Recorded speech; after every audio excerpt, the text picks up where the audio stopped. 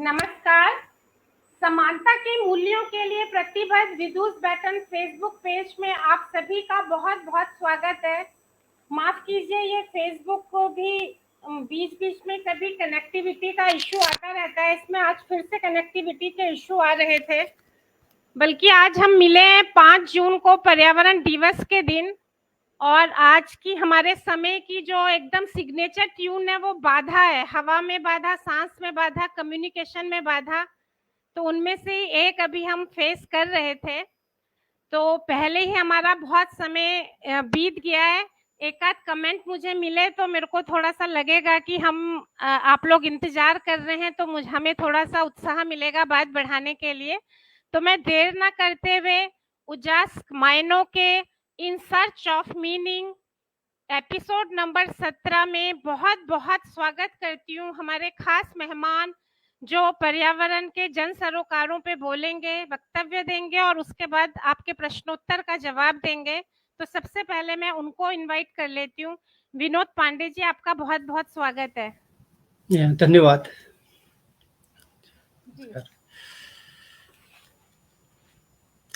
जी। आज विश्व पर्यावरण दिवस है और पर्यावरण शब्द आज बहुत आम हो चुका है और लगभग हर अवसर पर इसका प्रयोग होता रहता है।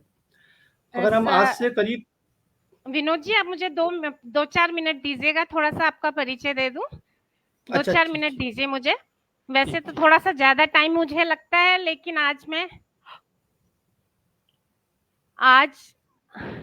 तो मैं एक तो संक्षिप्त परिचय ही इनका देती हूँ कि ये वन विशेषज्ञ हैं, प्रकृति प्रेमी, फोटोग्राफर हैं, प्रकृति और सृष्टि के पर्यावरणीय सरोकारों के लिए लगातार प्रतिबद्ध हैं और लगातार काम करते रहते हैं। जो उनकी पूरी टीम है पहाड़ की और उस तरह के सरोकारों से जुड़ी हुई, उस समय के लंबे समय तक इन्होंने वन विभाग में अपनी सेवाएं दी हैं और उसके बाद अब रिसोर्स पर्सन की तरह प्रतिष्ठित संस्थाओं और संगठनों में रिसोर्स पर्सन की तरह प्रशिक्षण देते हैं, कभी वक्तव्य देते हैं, कभी वर्कशॉप में सत्र लेते हैं, बल्कि ये जो जवाहरलाल नेहरू का शुरू किया हुआ ये यूथ हॉस्टल्स का जो है, जो भ्रमण को बढ़ावा देने की एक बहुत ही महत्वाकांक्षी अच्छी परियोजना, उससे भी ये लगातार जुड़े रहे हैं।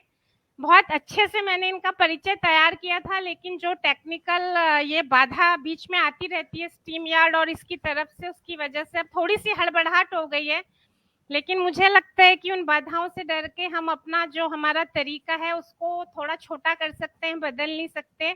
इसलिए मैं कविताओं से स्वागत तो करूंगी, उनका 2-3 मिनट लूंगी मैं फिर भी। अभी सब आपको योगेंद्र आहूजा, शिवी, हिमांशु जी, फैजान आलम, हरिमोहन शर्मा सर, सब आपका बहुत नमस्कार और स्वागत कर रहे हैं। आधे घंटे से सब वेट कर रहे थे, हम भी स्टूडियो में वेट ही कर रहे थे कि हमें नेटवर्क आने दे तो हम आए। तो उजास मायनों का इन सर्च ऑफ मीनिंग में किसी व्यक्तित्व की उजास लेके हमारे मेहमान आते हैं। तो विनोद जी से मैंने व्यक्तित्व पूछा तो उन्होंने कहा मैंने तो वन विभाग में और प्रकृति की चिंताओं में और प्रकृति में इतना सानिध्य में इतना लंबा समय बिताया है, मैं तो सीधे उसी की उजास आपके लिए लेके आऊंगा। तो मैं वही एक आध कविता आपके साथ शेयर करना चाहती हूँ। एक तो मैं प्रयाग शुक्ल की कविता, यह जो हरा है, हरा पत्तों से, यह जो फूटा पड़ता है हरा पत्तों से, धूप के आर पार वही फूट आता है किसी और जगह, किसी और सुबह, भरोसा है इसी हरे का। इस हरे को अब हम एक प्रतीक के अर्थ में ले रहे हैं कि प्रकृति मतलब पूरी संस्कृति अगर एकदम पूरी प्रकृति संस्कृति सब अगर आबाद गति से बह पा रही हो तो उसी को हम हरा कह रहे हैं। और एक इब्बार रब्बी की कविता है 100 वर्ष पहले, जिसमें बच्ची पूछ रही है, उन्होंने लिखा है कि ये 2088 के लिए एक कविता है। हम आज जुड़े हैं जब 50वां साल पूरा हो गया है, आज फिर स्वीडन जो है मेजबानी कर रहा है इसकी। और 50 साल पहले जब पर्यावरण जागरूकता के फैलाने की जरूरत बहुत महसूस की गई थी, तब नारा दिया गया था कि एक पृथ्वी का। आज फिर से वही नारा है कि हमारे पास एक ही पृथ्वी है, तो हम उसकी रक्षा करें। और हमारा जो सरोकार है वो ये है, उन सबके साथ जो सबका सरोकार है वही हमारा भी, कि इब्बार रब्बी की जो चिंता इस कविता की है वो व्यर्थ हो जाए। 2088 में वो पूछ रही है बेटी कि पापा पेड़ क्या होते हैं, प्रकृति क्या होती है, वनस्पति क्या होती है। तो वो बता रहे हैं कि वनस्पति हरी हरी हरिथिमा और शाखाएं, पत्तियां, फूल जैसे हम, और हमारे हाथ और पाँव, बहुत बहुत सारे हाथ पाँव। तो वो उसको लग रहा है कि वो अंत में कहती है कि बहुत सारे कवियों ने, चित्रकारों ने, लेखकों ने ये ग्रंथ रच के जैसे कोई झूठ रचा हो, और ये जस्ट प्रकृति जो है सिर्फ एक सपनों का जंगल ही, सपनों का प्रकल्पना का हो, और लोग जानेंगे नहीं कि वो क्या होता है। ये जो चिंता है ये झूठ हो, हम ये चाहते हैं। बहुत छोटी छोटी दो कविता बस मैं पढ़ना चाहती हूँ। चिड़िया को हम सभी मनुष्यों के, हम सभी जितने भी जीते जागते प्राणी हैं उसके प्रतीक के रूप में लेके, एक केदारनाथ अग्रवाल की चिड़िया, जो हालत हम सबकी है कि अब भी है कोई चिड़िया जो सिसक रही है नील गगन के पंखों में, नील सिंधु के पानी में। मैं उस चिड़िया की सिसकन से सिहर रहा हूँ। यह चिड़िया मानव का आकुल अमर हृदय है। किसी भी तरह की बाधा पड़ती है चाहे तो वो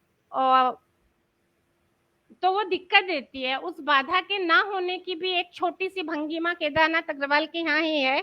वह चिड़िया चोंच मारकर चढ़ी नदी का दिल टटोल कर जल का मोती ले आती है।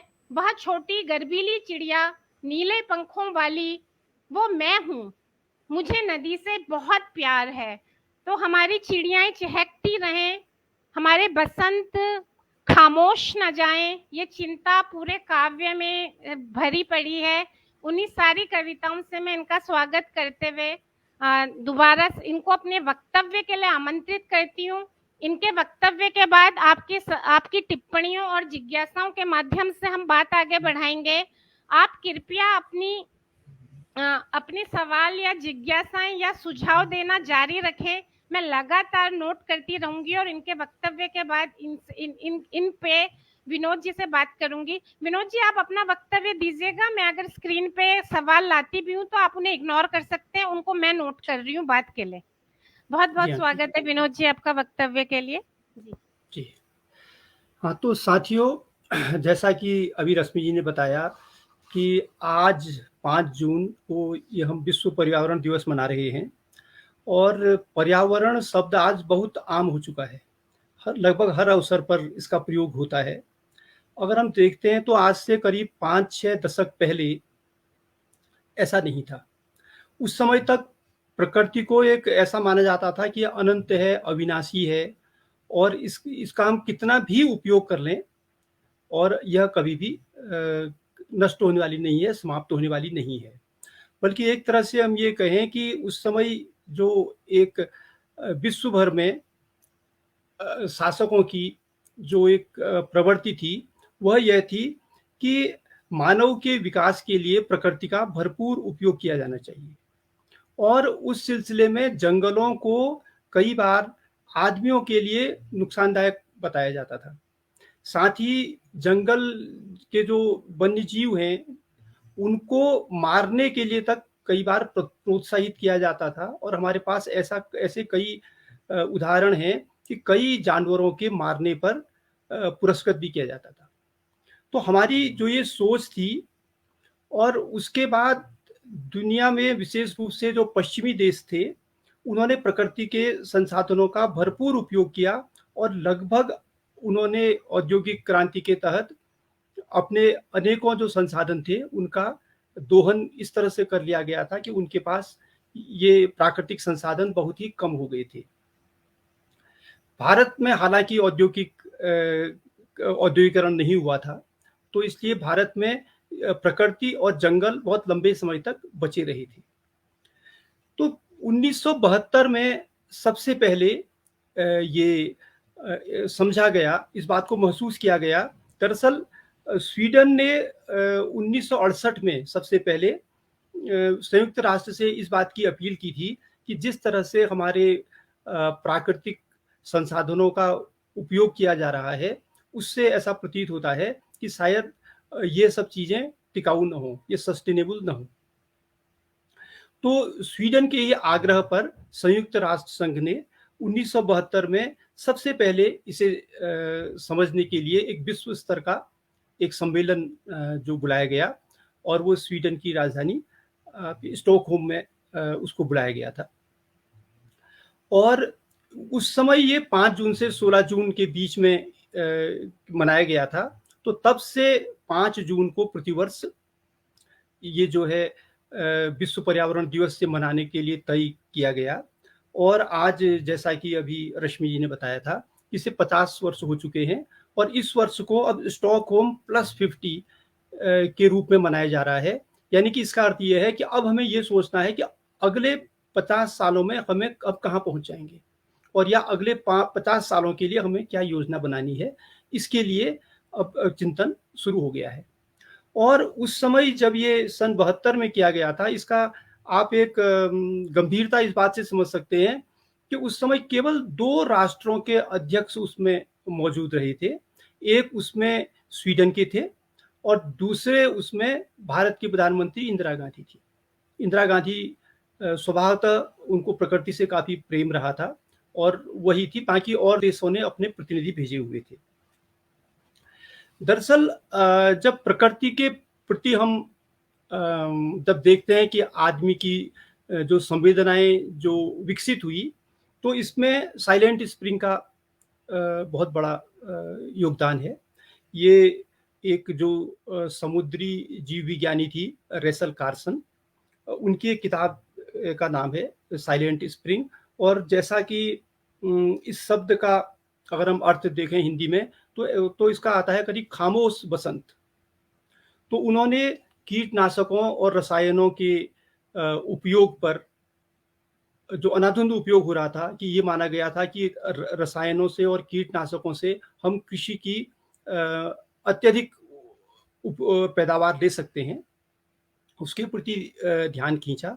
और उन्होंने ये बताया कि इस तरह के अनाधुंध प्रयोग करने से दरअसल हम उन कीटों को तो मार देते हैं, लेकिन हम अपने पर्यावरण को, और विशेष रूप से कई अन्य प्राणियों को, कई पक्षियों को हम इस तरह से नुकसान पहुंचा देते हैं कि उसकी क्षतिपूर्ति फिर नहीं हो सकती है।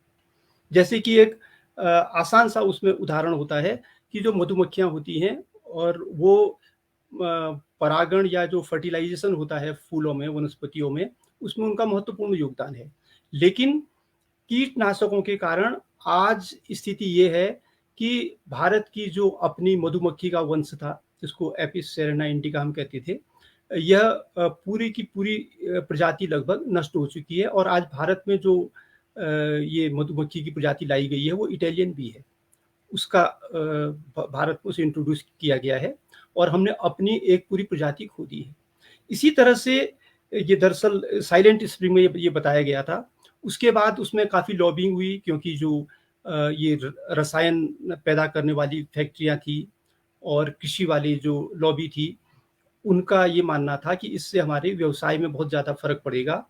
तो लेकिन अंततः इसका जो सबसे बड़ा परिणाम था, उस समय जो प्रमुख एक कीटनाशक था DDT, 1962 में DDT पर प्रतिबंध लगाया गया था।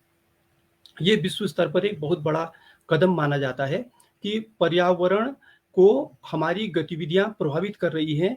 इसका सबसे पहले ध्यान खींचने में हमारे सामने साइलेंट स्प्रिंग का बहुत बड़ा योगदान रहा।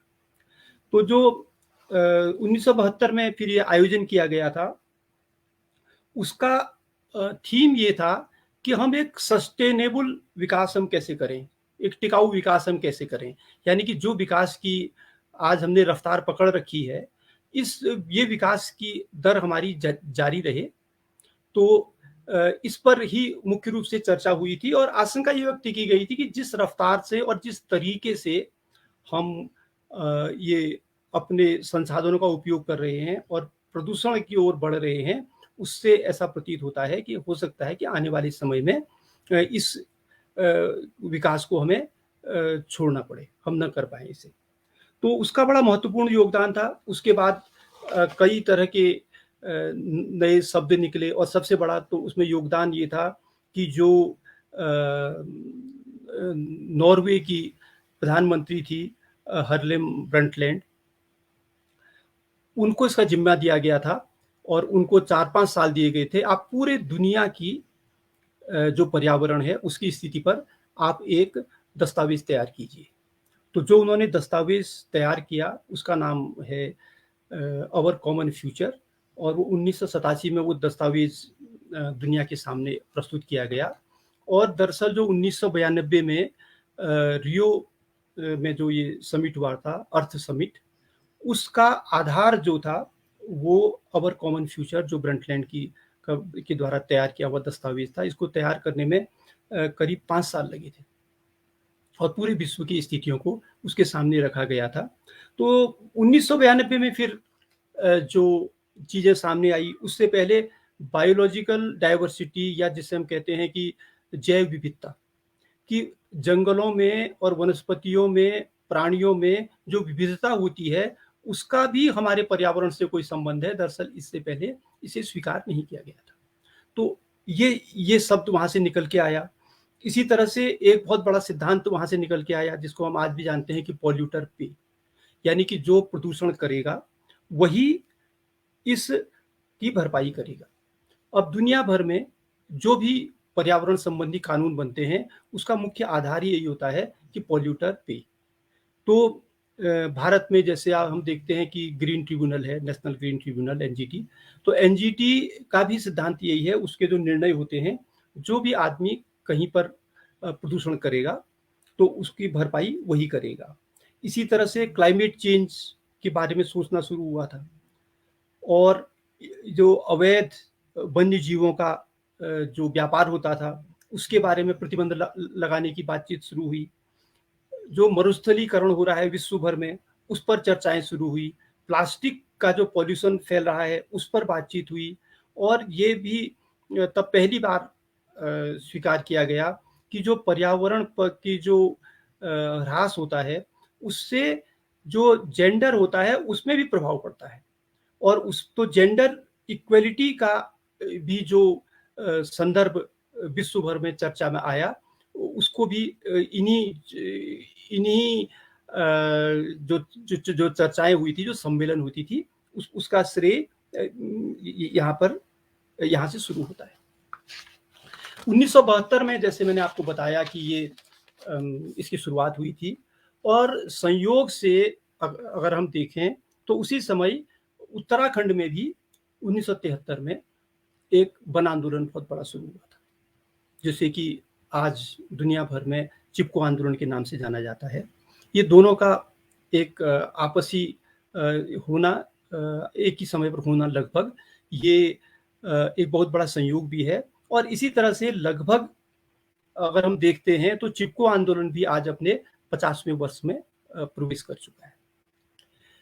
तो चिपको आंदोलन दरअसल उत्तराखंड में ही जब शुरू हुआ सबसे पहले। आज तो विश्व भर में जब भी कोई वन आंदोलन शुरू होते हैं जंगलों को बचाने की, चाहे वो बॉम्बे में हो रहा हो, यहाँ तक कि विदेशों में भी, इंग्लैंड में भी, तो वो चिपको से प्रेरणा लेते हैं जंगलों को बचाने के लिए।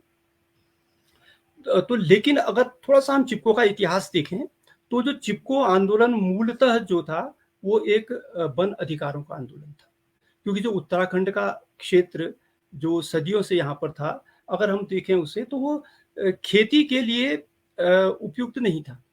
उसके बावजूद यहाँ पर कई लोग बसे थे, कई आबादियां यहाँ पर दूर दराज बसी हुई थी, जबकि आप सोचिए कि उस समय यातायात के साधन भी नहीं थे। उसके बावजूद भी दूर दराज के स्थानों में जब आबादी बसी तो उसका जो क्षेत्र था उत्तराखंड का वो खेती के हिसाब से उपयुक्त नहीं था। तो उन्होंने जो अपनी आजीविका को बनाया था वो मुख्य रूप से पशुचारण था, जिसको हम कैटिल रियरिंग कहते हैं। और उसके अलावा जो घने जंगल थे उन जंगलों से हंटिंग एंड गैदरिंग, जिसको हम हिंदी में कह सकते हैं कि बीन बटोल करके अपने उपयोग की चीजों को इकट्ठा करना। और उसके बाद एक काम चलाऊ खेती थी। तो इस तरह से त्रिआयामी जो एक जीवन पद्धति उनकी थी, या त्रिआयामी एक जो अर्थव्यवस्था यहाँ पर उत्तराखंड में थी, तो इसका मुख्य जो आधार था वो पशुचारण था, और एग्रीकल्चर उसमें काफी उसका कम उसकी भूमिका थी। इस तरह की जीवन पद्धति से जंगलों पर कोई विशेष प्रभाव नहीं पड़ता था। तो इसलिए ये कई बार कहा जाता है कि जो जो इस तरह की जीवन पद्धतियां थी, यह जंगलों के साथ एक तरह के सहजीवन का रिश्ता था, उनके साथ साथ जीने का रिश्ता था। और उत्तराखंड में जब यहाँ पर 1815 में ईस्ट इंडिया कंपनी ने इसको अपने कब्जे में लिया, जब इसको अपने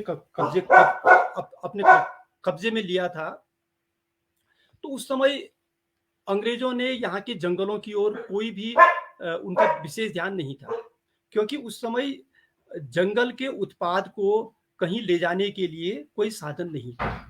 1853 में जो सबसे पहले भारत में जब रेल आई, तो बॉम्बे से ठाणे के बीच में वो चली थी करीब 34 किलोमीटर। तो उसके बाद पूरे देश में रेल का जब जाल बिछाया गया, उसका मुख्य पर्पज भारत का विकास करना नहीं था, बल्कि उसका मुख्य उद्देश्य ये था कि जो दूर दराज में जो कच्चा माल है, विशेष रूप से जो जंगलों का कच्चा माल है, उसको उपयोग करें और उसमें से जो भी उनका सामान विदेश ले जाने लायक है उसको ले जाया जाए।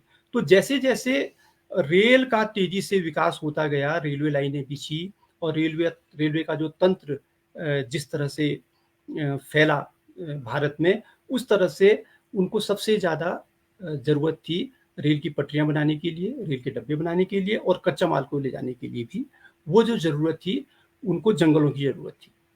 तो अब तक जो जंगल थे पूरे भारतवर्ष में, वो जंगल एक सामुदायिक थे, जिसको हम कहते हैं कि विलेज कॉमन के रूप में हम कह सकते हैं। सारे गांवों के एक सामुदायिक जंगल थे।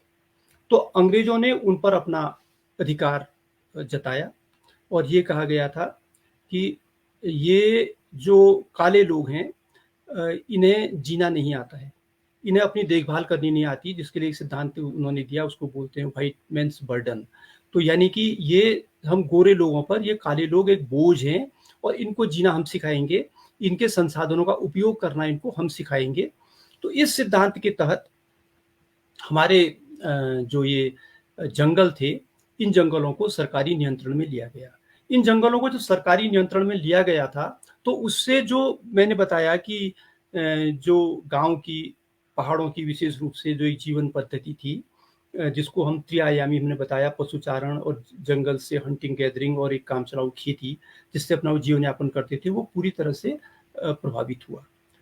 तो क्योंकि अब उनको जंगलों में घुसने का अधिकार नहीं था, तो करीब करीब हम देखते हैं कि 1890 के आसपास से यहाँ पर इन जंगलों में अपने वन अधिकारों को लेने का एक संघर्ष शुरू हुआ, जो कि ब्रिटिश पीरियड में बहुत बड़े स्तर पर चला। उस समय जो उत्तराखंड के उस समय सामान्य नेता थे पंडित गोविंद बल्लभ पंत, और बाद में भारत के बहुत बड़े नेता के रूप में उभरे, वो दरअसल इस आंदोलन को उन्होंने बहुत ही सफलतापूर्वक चलाया। और यहाँ पर सबसे पहले 1925 में उन्होंने इन जंगलों के बहुत बड़े हिस्से को वापस लेकर के पंचायती वन, यानी कि जिनको हम ये कह सकते हैं कि कोऑपरेटिव फॉरेस्ट, आपस में मिलजुल करके जो जंगल को चलाने का जो अधिकार था, उसे हासिल किया था। उसके बाद ये जंगलों की लड़ाई किसी न किसी और रूप में चलती रही, लेकिन जब हम 1973 आते आते हम देखते हैं, भारत को आज़ादी के भी करीब 25-26 साल तक हो चुके थे, तो तब ये जो जंगलों का आंदोलन था, अब ये केवल वन अधिकार आंदोलन के रूप में सीमित नहीं रह गया था, बल्कि हम ये देखते हैं कि ये आंदोलन उस समय पर्यावरण से जुड़ गया था। उसके पीछे मुख्य कारण ये रहा कि पहाड़ों में ये प्राकृतिक आपदाएं अत्यधिक आती थी, और 1970 में हमारे जो अलकनंदा से ऊपर जो एक नदी थी बेलाकुची, उसमें एक बहुत बड़ी बाढ़ आई थी और उसमें सैकड़ों लोगों की मृत्यु हुई थी, कई तीर्थ यात्रियों की मृत्यु हुई थी, और काफ़ी संपत्ति का नुकसान हुआ था। तो इस तरह से ये जोड़ा गया उस समय कि जिस तरह से जंगलों की अंधाधुंध कटाई हो रही है, उसके कारण ये हमारी प्राकृतिक आपदाएँ यहाँ पर आ रही हैं।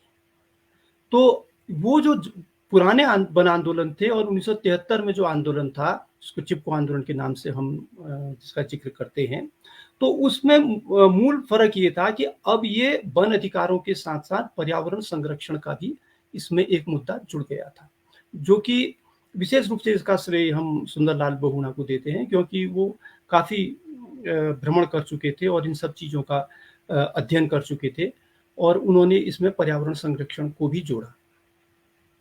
तो इसलिए जो ये वन आंदोलन था, उसके भी हम 2 हिस्सों में देखते हैं कि एक वन अधिकार का आंदोलन उसमें चलता रहा और दूसरी ओर उसमें जो है एक ये पर्यावरण संरक्षण की एक धारा उसमें विकसित होती गई और जो दुनिया में जो उसका जो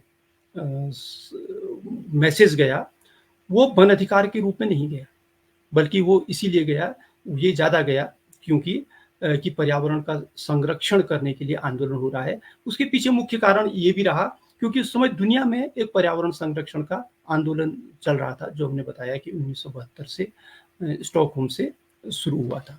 तो इससे जो स्थानीय लोग थे, वो तो वन अधिकारों की मुख्य बात करते थे, लेकिन जो प्रादेशिक स्तर पर या जो राष्ट्रीय स्तर पर बात होती थी, वो पर्यावरण संरक्षण की बात होती थी।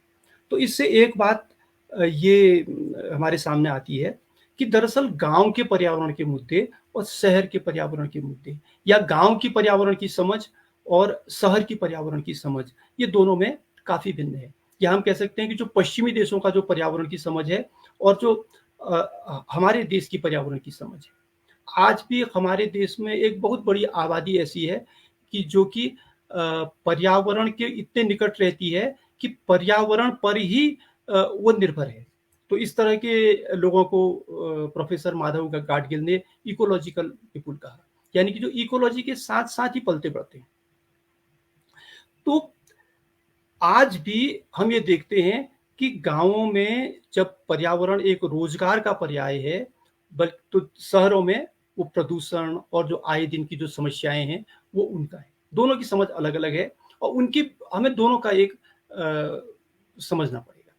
दोनों विचार साथ-साथ चलते रहते हैं और इसी तरह से जब हमने देखा कि उत्तराखंड में ने दुनिया को पर्यावरण के बारे में एक संदेश दिया था और ये भी एक मैसेज गया था कि गरीब लोग भी पर्यावरण के बारे में चिंतित होते हैं, उनकी भी अपनी चिंताएं हैं, भले उनका स्वरूप कुछ दूसरा होगा। लेकिन आज हम अगर उत्तराखंड के अंदर ही देखें तो हमें लगता है कि बाहर के हिसाब से तो ये मैसेज गया हुआ है कि उत्तराखंड में पर्यावरण के प्रति लोग बहुत जागरूक रहते हैं और बहुत चिंतित रहते हैं। लेकिन कम से कम मैंने जो मई के महीने में मैंने अखबारों में देखी, 3 बड़ी विचलित करने वाली हमें खबर मिली। एक खबर ये थी कि पौड़ी के एक गांव में एक गुलदार को जिंदा जला दिया गया। गुलदार का मतलब लेपर्ड है। तो वहाँ पर एक महिला को कुछ दिन पहले एक लेपर्ड ने मार दिया था। तो वन विभाग वालों ने वहाँ पर उसको गुलदार को पकड़ने के लिए पिंजरे लगाए थे। तो एक गुलदार, ये पता नहीं है कि वो जो जिसने उस महिला को मारा था वही था या कोई दूसरा था, उसको जो है वो एक पिंजरे में कैद हो गया था। तो जब गाँव वालों को पता चला तो उन्होंने वहाँ आकर के उसमें पेट्रोल छिड़क करके उसमें आग लगा के उसको जिंदा मार दिया। तो जिस तरह से हम देखते हैं कि एक हम लोग जो आम आदमी हैं, एक नागरिक हैं, हम पर्यावरण की समस्याओं से ग्रसित हो रहे हैं, परेशान हैं। दरअसल अभी भी लोगों में ये समझ विकसित नहीं हुई है कि उसी तरह से वन्य जीव भी उसमें उसके पीड़ित हैं, वो विक्टिम है। वो जो गुलदार जो एक महिला को मार के ले गया, वो अपने किसी शौक के खातिर या किसी विशेष स्वाद के खातिर उसने उस महिला को नहीं मारा था। उसको मारने का मुख्य उद्देश्य उसका ये रहा होगा क्योंकि जंगल में उसका जो प्राकृतिक आहार है उसकी कहीं ना कहीं कमी हो गई थी। जिम कॉर्बेट जो कि शिकारी रहे और बहुत बड़े पर्यावरण विशेषज्ञ रहे, उन्होंने इस पर एक बहुत सुंदर सा एक लेख है उनका, कि वो कहते हैं कि कोई भी वन्य जीव अपनी मर्जी से कभी नरभक्षी नहीं बनता है, बल्कि उसको कुछ परिस्थितियां इस ओर धकेल देती हैं कि वो उसे नरभक्षी बनने पर मजबूर हो जाता है। तो उस गुलदार को, जिसको गांव वालों ने गुस्से के कारण जिंदा जला दिया, उसका कोई कोई उसकी गलती नहीं थी, बल्कि वो खुद एक अपने आप में पीड़ित था, एक विक्टिम था। लेकिन अभी हमें ये समझ विकसित नहीं हो पाई है कि हमें जिस तरह से हम यहाँ पर प्रभावित हो रहे हैं पर्यावरण के दुष्परिणामों से, वन्य जीव, वन्य वनस्पतियां, ये भी सभी प्रभावित हो रही है। इसी तरह से एक जो दूसरी खबर आई थी वो ये थी कि अलकनंदा की जो मछलियां हैं, उनके शरीर में माइक्रोप्लास्टिक पाया गया। ये जो प्लास्टिक का प्रचलन इतना ज़्यादा बढ़ गया है, तो ये प्लास्टिक जब उसके बाद बह करके, जमीन से बह करके नदियों में गया, तो किसी न किसी वनस्पति के माध्यम से या किसी जीव के माध्यम से वह मछलियों के शरीर में तक प्रवेश कर गया। निश्चित रूप से वो माइक्रोप्लास्टिक अलकनंदा, जो कि हमारी गंगा की एक सहायक नदी है, उसके पानी में भी मौजूद है। ये इससे प्रमाण होता है, क्योंकि उन्होंने 2 प्रयोगशालाओं से इसको किया था। एक आईआईटी रुड़की से कराया था, एक चंडीगढ़ की एक प्रयोगशाला से कराया था। तो ये प्रदूषण तो प्रमाणिक है कि माइक्रोप्लास्टिक। तो गंगा की सहायक नदियां अगर प्लास्टिक से प्रदूषित हो रही हैं, तो ये हमारे लिए बहुत बड़ी खतरे की घंटी है। इसी तरह से केदारनाथ जो यात्रा इस बार 2 वर्ष बाद शुरू हुई, कोरोना के काल के बाद, इसमें लाखों लोग हुए। तो ये अधिकांश अखबारों में की सुर्खियां थी कि यात्री अपने पीछे कचरे के ढेर छोड़ के जा रहे हैं, उसमें विशेष रूप से प्लास्टिक का कचरा है।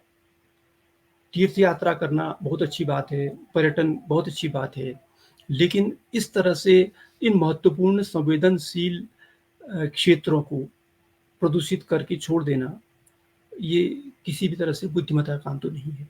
तो इन 3 खबरों को, जो केवल मुझे एक ही महीने में, ये मई के महीने में ही मिली थी, तो बहुत विचलित करने वाली हैं और एक तरह से इस ओर इशारा कर रही हैं कि हम भले ही पर्यावरण दिवस मनाते हैं और इसी तरह से हम कई और पर्यावरण के संरक्षण के लिए हम लोग प्रयास करते हैं, लेकिन हमारे व्यवहार में इस बात की कमी साफ दिख रही है कि हम लोग पर्यावरण के प्रति अपने व्यवहार में अभी तक हम लोग ठीक से आचरण हमारा ठीक नहीं रहा है। तो इसलिए एक प्रश्न जो प्रासंगिक हो जाता है कि क्या पर्यावरण बिना जन सहभागिता के संभव है? सबसे बड़ा प्रश्न है। और ये जो 1988 में हमारी जो वन नीति आई थी, जो फॉरेस्ट पॉलिसी आई थी भारत सरकार की, उसमें स्वीकार किया गया है इस बात को कि बिना जन सहयोग के जंगलों का और पर्यावरण की सुरक्षा नहीं हो सकती। तो एक और बातें कर देना, कोई दिवस मना देना, ये अपने आप में एक बात है, और दूसरी बात ये है कि हम उसको अपने आचरण में हम कितना ला रहे हैं। अब इसके लिए अगर हम देखें कि आधुनिक जीवन पद्धति जो हमारी हो गई है, आज की हमारी जो जीवन पद्धति है, उस जीवन पद्धति में अगर हम देख रहे हैं कि वो पर्यावरण पर बहुत ज़्यादा दबाव डाल रही है। आज जब भी विकास कार्य होता है, तो अधिकांश जो उसके लिए ज़मीन की ज़रूरत होती है, वो जंगलों से ज़मीन ली जाती है। कुछ समय पहले हमने देखा कि जिस तरह से कि उत्तराखंड में एक 4 धामों को जोड़ने के लिए महत्वाकांक्षी एक योजना बनी, 4 लेन की सड़क जो बनाई गई है, उसके लिए केवल जंगल ही काटे गए। इसी तरह से वन और भी जो विकास कार्य होते हैं, चाहे वो बड़े बांध बन रहे हों या कोई और इंडस्ट्री लग रही हो, तो उसके लिए सबसे सुलभ जमीन जंगलों की होती है, क्योंकि उसका कोई ज़्यादा विरोध नहीं होता है। तो इस तरह से हम अपने विकास कार्य के लिए आज भी जंगलों को लगातार कम कर रहे हैं। दूसरी बात ये है कि जो भी हमारी नदियां हैं, उस पर हम देख रहे हैं कि लगातार हम उनको प्रदूषित करते जा रहे हैं। एक science for centre for science and environment की रिपोर्ट आई है अभी कुछ दिन पहले। उसमें ये पाया गया है कि भारत की 4 में से 3 नदियां अत्यधिक प्रदूषित हो चुकी हैं। तो नदियां जो कि हमारे विकास का आधार हैं, हमारे जीवन का आधार हैं, हमारे उद्योगों का आधार हैं, और उसको हम प्रदूषित कर रहे हैं। और कई बार होता क्या है, हम एक नदी को एक नहर का जैसा समझ लेते हैं।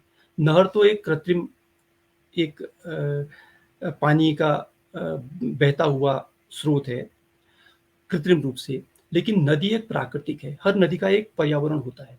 उसकी सबसे बड़ी विशेषता ये होती है कि नदी जब प्रदूषित भी हो जाती है तो वो कुछ किलोमीटर आगे जा करके स्वयं स्वच्छ करने की अपने को क्षमता रखती है।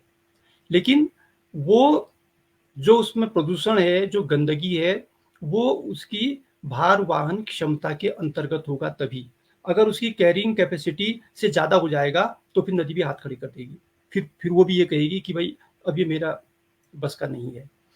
तो इस मुख्य कारण क्या है कि नदी जो जैविक रूप से जो उसमें प्रदूषण होता है, उसको तो वो उसके जो जीव होते हैं, उसकी वनस्पतियां होती हैं, वो उसको सड़ा गला करके उसको खपा देती हैं और पानी को शुद्ध कर देती हैं।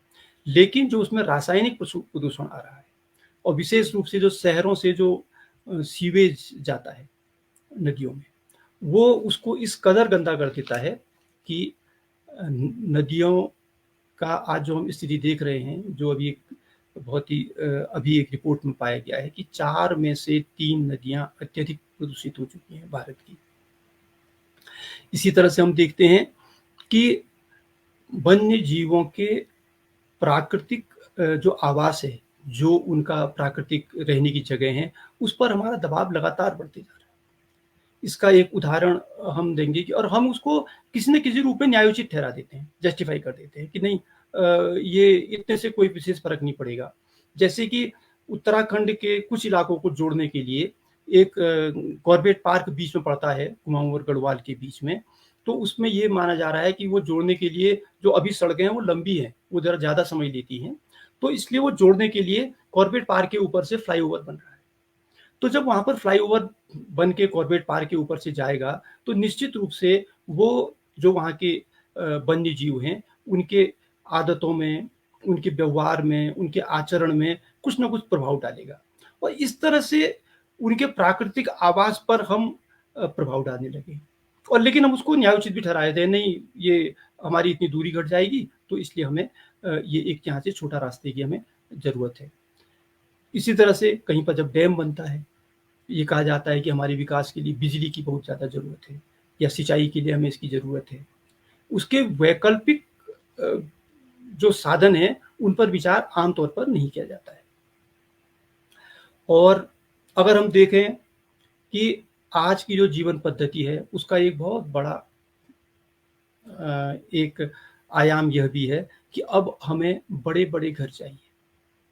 आमतौर में कोई भी व्यक्ति, जो कि हम देखते हैं एक सामान्य जो परिवार होता है, जो एक छोटा परिवार है जिसमें 2, 3, 4 लोग होते हैं अक्सर, उनका 2-3 कमरे में बड़े आराम से गुजारा होता है। लेकिन आज के जो अब घर बन रहे हैं, वो बड़े-बड़े घर हैं। अब एक बड़ा घर अगर हम कहीं पर बनाते हैं, तो आप सोचिए कि उसमें जो भी कच्चा माल लगना है, चाहे वो ईंटें लगनी हैं, तो ईंटें मिट्टी से बनती हैं, और जो जिस मिट्टी से ईंटें बनती हैं, जो पीली मिट्टी होती है, वो दरअसल प्रकृति को बनाने में लाखों करोड़ों साल लगते हैं उस मिट्टी को बनाने में। मिट्टी अपने आप नहीं बनती। पहले तो हमारी पृथ्वी जब शुरू में जब पृथ्वी अस्तित्व में आई, तो यहाँ तो केवल वो लावा था जो बाद में पत्थर के रूप में था। वो प्रकृति की बारिश से, धूप से, उसमें वनस्पतियों का अंश मिल करके मिट्टी बनी है। उस मिट्टी में फिर धीरे-धीरे करके उसका जो वो परिपक्वता आई है, जो पूरी तरह से परिपक्व मिट्टी होती है वो पीले रंग की होती है, मजबूत होती है मिट्टी वाली, उसमें लाखों साल लगते हैं उसको बनने में। और जब जितने ज़्यादा हमारे घर बनेंगे, जितने बड़े घर बनेंगे, उतने ज़्यादा हमें ईंटों की ज़रूरत होती है। जितना बड़ा घर होगा उतना ज़्यादा हमें लोहा चाहिए, जितना बड़ा घर होगा उतने ज़्यादा हमें लकड़ी चाहिए, उसके लिए हमें टाइल्स चाहिए। अब बड़े घर हैं उसमें पानी की आवश्यकता जाती है, उसमें बिजली की आवश्यकता जाती है। और एसी जो है, एयर कंडीशन, अब हमारे जीवन का अभिन्न अंग हो गया है। अभी कुछ साल पहले तक ऐसा नहीं था, लेकिन जिस तरह से मौसम भी हमें परेशान करता है, अब बिना एसी के रहना मुश्किल हो रहा है। तो बड़े घर जो कि हमारे जीवन चर्या का आधार बन चुके हैं, अगर हम देखते हैं तो वो प्रकृति को नुकसान पहुंचा रहे हैं। और उस पर हम दिवस भी मना रहे हैं, सब बातें हो रही हैं, लेकिन अपने पर हम अपनी आवश्यकताओं के साथ किसी भी तरह से समझौता करने को तैयार नहीं दिखते। इसी तरह से अगर आप ये देखें कि कार आधुनिक जीवन पद्धति का एक पर्यायवाची है। अगर आपके पास एक कार नहीं है, अपना साधन नहीं है इधर-उधर जाने के लिए, तो आप एक महानगर में नहीं रह पाते। महानगर छोड़िए, अब आप छोटी जगहों में भी आप नहीं रह पा रहे हैं। जबकि उसका विकल्प हो सकता था कि जो सार्वजनिक परिवहन है, बसें हैं, जैसे दिल्ली में मेट्रो आया है, तो इस तरह की चीज़ों को ज़्यादा बढ़ावा दिया जाए। लेकिन उसके बावजूद हमें कारें चाहिए। अब कारें ज़्यादा होंगी तो चौड़ी सड़कें चाहिए। जितनी चौड़ी सड़कें होंगी उतना ज़्यादा प्रकृति पर दबाव पड़ेगा। सड़क कहीं भी बनेगी, या तो कोई खेती की ज़मीन रही होगी, या वह ज़मीन कहीं पर वो कोई वन भूमि रही होगी। तो हम प्रकृति पर, हमें पता नहीं चलता है कि हम कितना दबाव डाल रहे हैं। कार हम जितनी ज़्यादा चलाएँगे उतनी ज़्यादा प्रदूषण होगा। पेट्रोल कितना भी महंगा हो गया है, लोग उसको अभी भी खरीद रहे हैं और उसका पूरा उपयोग किया जा रहा है। तो हमारी आधुनिक पद्धति में बड़े घर और कार, जिनका मैंने जिक्र किया, और इसके बाद बड़े एक रोचक बात ये भी है, अब उसको हम आश्चर्य कहें, सौभाग्य कहें या दुर्भाग्य कहें, कि सरकार की ओर से भी प्रोत्साहन है। अभी मुझे एक बैंक अधिकारी ने बताया था कि जब हमने नौकरी ज्वाइन की थी तो मकानों का ऋण 17-18% पे मिलता था और वाहन का ऋण भी 17-18% प्रति वर्ष के हिसाब से मिलता था।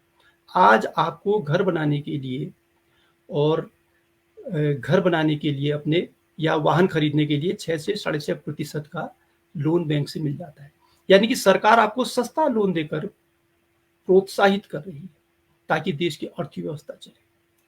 अर्थव्यवस्था चलने के लिए ये है कि लोग, हम बड़े-बड़े घर बनाएं और हम खूब कारों का इस्तेमाल करें। तो हमारी जीवन पद्धति, जिसमें कि हमारी सरकारों का भी सहयोग रहता है।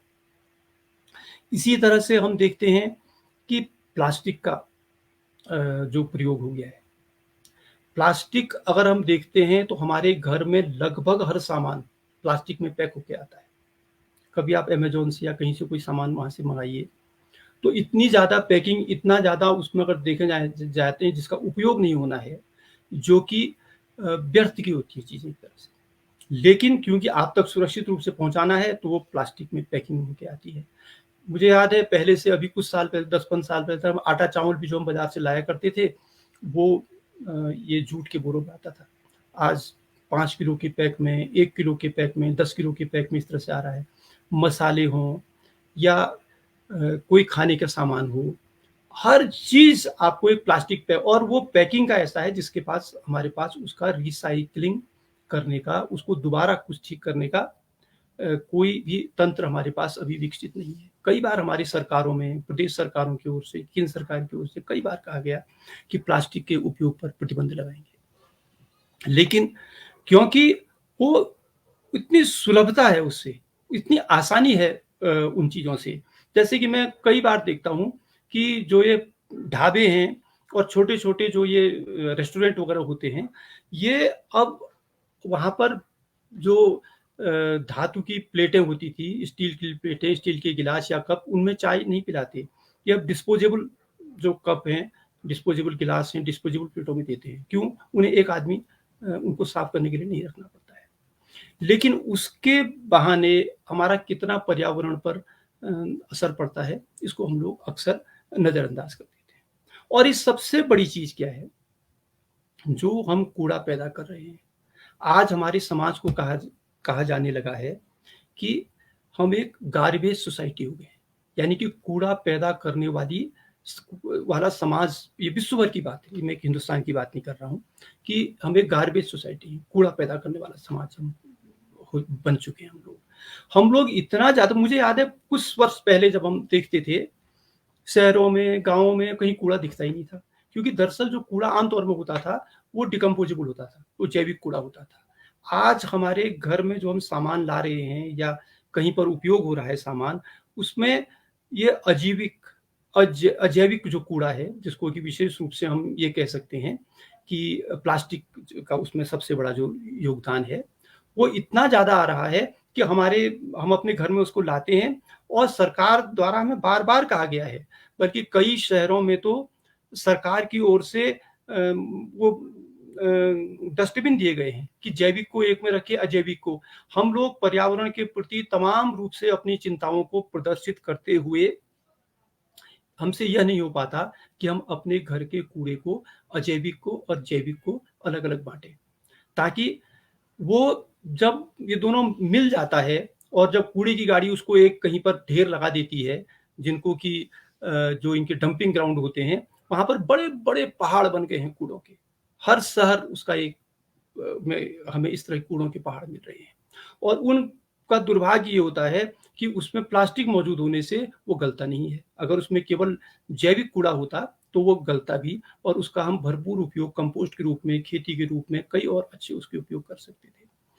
हम पर्यावरण के नाम पर इतना कुछ बात करते हैं, लेकिन जब अपनी ओर से कोई योगदान देना होता है, उसके लिए केवल एक चीज़ का ज़िक्र किया जाता है। कहते हैं कि वृक्षारोपण कर दीजिए। वृक्षारोपण कहाँ पर कर दीजिए? कितनी जगह है हमारे पास अभी तक? और कई बार मैंने कई जगह पर इस बात का ज़िक्र किया हुआ है कि जंगल आप पैदा नहीं कर सकते, आप वृक्षारोपण बना सकते हैं। जंगल में और वृक्षों के समूह में, दोनों में हमें एक फ़र्क करना पड़ेगा। जंगल एक पारिस्थितिकी तंत्र होता है, जिसके अंदर सैकड़ों किस्म के आपको पेड़ मिलेंगे, उसमें सैकड़ों किस्म की आपको झाड़ियाँ मिलती हैं, सैकड़ों किस्म के, हज़ारों किस्म के आपको हर्ब्स मिलते हैं। और उसके अलावा कई ऐसे प्राणी होते हैं, कई वनस्पतियाँ होती हैं, जो कि ज़मीन के अंदर होती हैं, जो हमें दिखती नहीं है, जैसे कि ये जंगली मशरूम वगैरह हैं। इसी तरह से कई उसमें जंतु होते हैं, जिनमें कि आपकी मधुमक्खी है, तितलियाँ हैं, उसमें आपके केकड़े हो सकते हैं, उसमें आपके घोंघे हो सकते हैं, उसमें हिरन हो सकते हैं। तो वो एक तंत्र जो विकसित होता है, उसको हम जंगल कहते हैं। और जो पेड़ कहीं पर भी लगाए जाते हैं, वो केवल एक पेड़ों का समूह है। उनके लिए 1952 में जब हमारी वन नीति बनाई गई, उसमें ज़िक्र कर रखा, उसको ट्री लैंड नाम दिया गया है। बाद में ट्री लैंड नाम गायब कर दिया गया। वो केवल ट्री लैंड है, वो फॉरेस्ट नहीं है। इसलिए वृक्षारोपण लगा करके भले ही आप हमारे वायुमंडल में निश्चित रूप से उसका कुछ न कुछ ऑक्सीजन की मात्रा बढ़ेगी, लेकिन एक जंगल हमें केवल ऑक्सीजन नहीं देता है, वो बल्कि पूरे इस हमारे पर्यावरण तंत्र को स्वस्थ रखने के लिए उसमें कई जीव जंतुओं का योगदान होता है। उसका जो एक समुच्चय होता है, उसका जो एक पूरा समूह की जो आपसी प्रतिक्रिया होती है, वो जो फल हमें देता है, वो हमें केवल वृक्षारोपण नहीं दे सकते। तो वृक्षारोपण का लाभ बहुत सीमित है। अगर हमें उगाने हैं, मैं कहता हूं कि हम जंगल उगाएं। हम ऐसी परिस्थितियां पैदा करें कि हमारे जंगलों पर दबाव कम बने, और जो जंगल जहां पर हैं वो घने बने, वो अच्छे जंगल बने, ताकि उसके हमें पारिस्थितिकी जो सेवाएं हैं वो हमें अधिक से अधिक उसमें हमें प्राप्त हो जाए। तो ये वृक्षारोपण को मुझे लगता है कि कई बार ऐसा हम सुनते हैं कि फला राज्य ने एक दिन में इतने पेड़ लगाने का Guinness book of world record में दर्ज कर दिया है, अपना रिकॉर्ड दर्ज कर दिया गया है। ये मुझे लगता है कि जब पेड़ लगाते हैं, उसके बाद कोई ये देखने नहीं जाता कि जो पेड़ उसने लगाया था वो पेड़ कैसा हो रहा है, क्या उसकी प्रगति ठीक हो रही है, क्या उसकी बढ़वाट ठीक हो रही है। ये बात तो बहुत दूर की है कि उसके साथ जो और वनस्पतियां उगनी चाहिए थी, जो एक प्राकृतिक वन में होती हैं, वो तो उसमें उग ही नहीं सकती। तो उसके बावजूद भी इस तरह से है कि उसको लगा के छोड़ दिया, जैसे कहते हैं एक बच्चे को पैदा किया और आवारा करके उसको छोड़ दिया। तो ये जो एक भावना हमारे यहाँ विकसित हो रही है कि पहले जैसे कहते हैं कई पाप करो और गंगा में जाके आपने नहा लिया और आपके पाप कट गए, तो हमने तमाम प्रदूषण किया। हमारी जीवनचर्या, चाहे वो प्लास्टिक के रूप में हो, चाहे वाहन के रूप में हो, चाहे घरों के रूप में हो, चाहे वो हमारे विकास कार्यों के रूप में हो, चाहे वो वन जीवों के प्राकृतिक आवास पर जो हम दबाव डाल रहे हैं उसके रूप में हो। लेकिन एक पेड़ लगा दो या कुछ पेड़ लगा दो तो हमारे वो पाप कट गए। अगर ये होने वाला होता तो हिंदुस्तान में तो प्रतिवर्ष बहुत बड़े आयोजन किए जाते हैं वृक्षारोपण के लिए, तो उनका परिणाम आ गया होता और आज हम पर्यावरण मुक्त हो चुके होते। लेकिन हम देख रहे हैं कि पर्यावरण की संकट, पर्यावरण की समस्याएं दिन पर दिन बढ़ रही है। तो एक ये वृक्षारोपण का जो बहुत ही सीमित लाभ है, बहुत सीमित लाभ है। आपको कच्चा माल मिल सकता है किसी उद्योगों के लिए, उसका लाभ हो सकता है। ऑक्सीजन की मात्रा तो कुछ हद तक बढ़ सकती है, लेकिन जो हवा में जो विविध प्रकार के प्रदूषण होते हैं और जो पानी जो हमें मिलता है, जंगल का एक बहुत बड़ा जो योगदान है वो पानी भी है, क्योंकि जंगल अपने अंदर इस तरह से पानी रोकने की क्षमता रखता है कि जो हमारी नदियां हैं, जो सदानीदा हैं, जिनमें कि हमेशा साल भर वो होता है, वो पानी कहाँ से आता है? वो इन जंगलों से ही हमारा पानी आता है। वो सब प्राकृतिक जंगल हैं। मनुष्य द्वारा बनाए गए वृक्षारोपणों से इस तरह के गुण नहीं मिलते हैं। तो इन दोनों को एक दूसरे का पर्यायवाची कभी नहीं समझने की हमें भूल नहीं करनी चाहिए। और मैं कई बार लोगों से ये कहता हूँ कि जंगल में आप घुस करके ही जंगल को नुकसान नहीं कर सकते हैं, बल्कि शहरों में रहकर अपने आचरण से भी हम प्रकृति को नुकसान पहुंचा सकते हैं। और बिना जंगल में जाए भी हम जंगल को समृद्ध बना सकते हैं। और क्योंकि अगर हमारी जीवन पद्धति पर्यावरण के अनुकूल है, तो मुख्य बात क्या है कि आज जो बात हुई थी, जो शुरुआत हुई थी हमारी कि स्टॉकहोम से 1972 से जब ये शुरुआत हुई थी कि पर्यावरण को के बारे में समझ पैदा करने की, और समझ तो निश्चित रूप से पैदा हुई है, इसमें कोई दो राय नहीं है।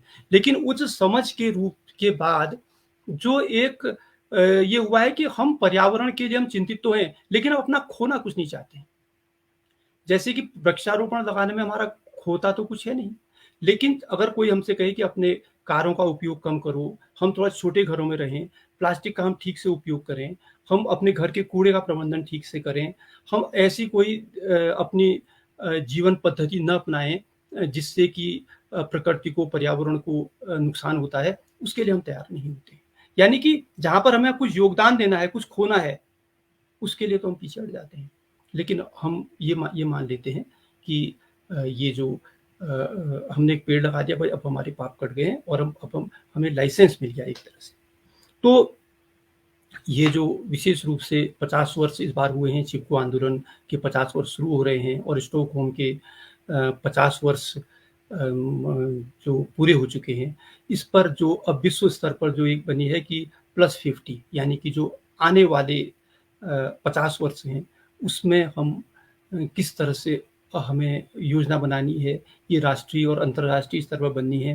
लेकिन निश्चित रूप से मैं ये अपील करना चाहता हूँ कि हमें व्यक्तिगत रूप से अपने खुद पहले हम निर्णय लें और उसके बाद अपने दोस्तों को समझाएं, अपने समाज में हम ये मैसेज दें कि आखिर हम अपना क्या कम कर रहे हैं, हम अपना कौन सा योगदान ऐसा हम दे रहे हैं कि जिससे हमें लग रहा है कि हम पर्यावरण संरक्षण के लिए काम कर रहे हैं। ये शब्द घिसा पिटा हो चुका है कि साहब मैं तो जुलाई के महीने में कुछ पेड़ लगा देता हूँ, क्योंकि उसको मैंने बताया कि उससे वो लाभ नहीं होगा। आप प्रदूषण बेशुमार हम पैदा कर रहे हैं।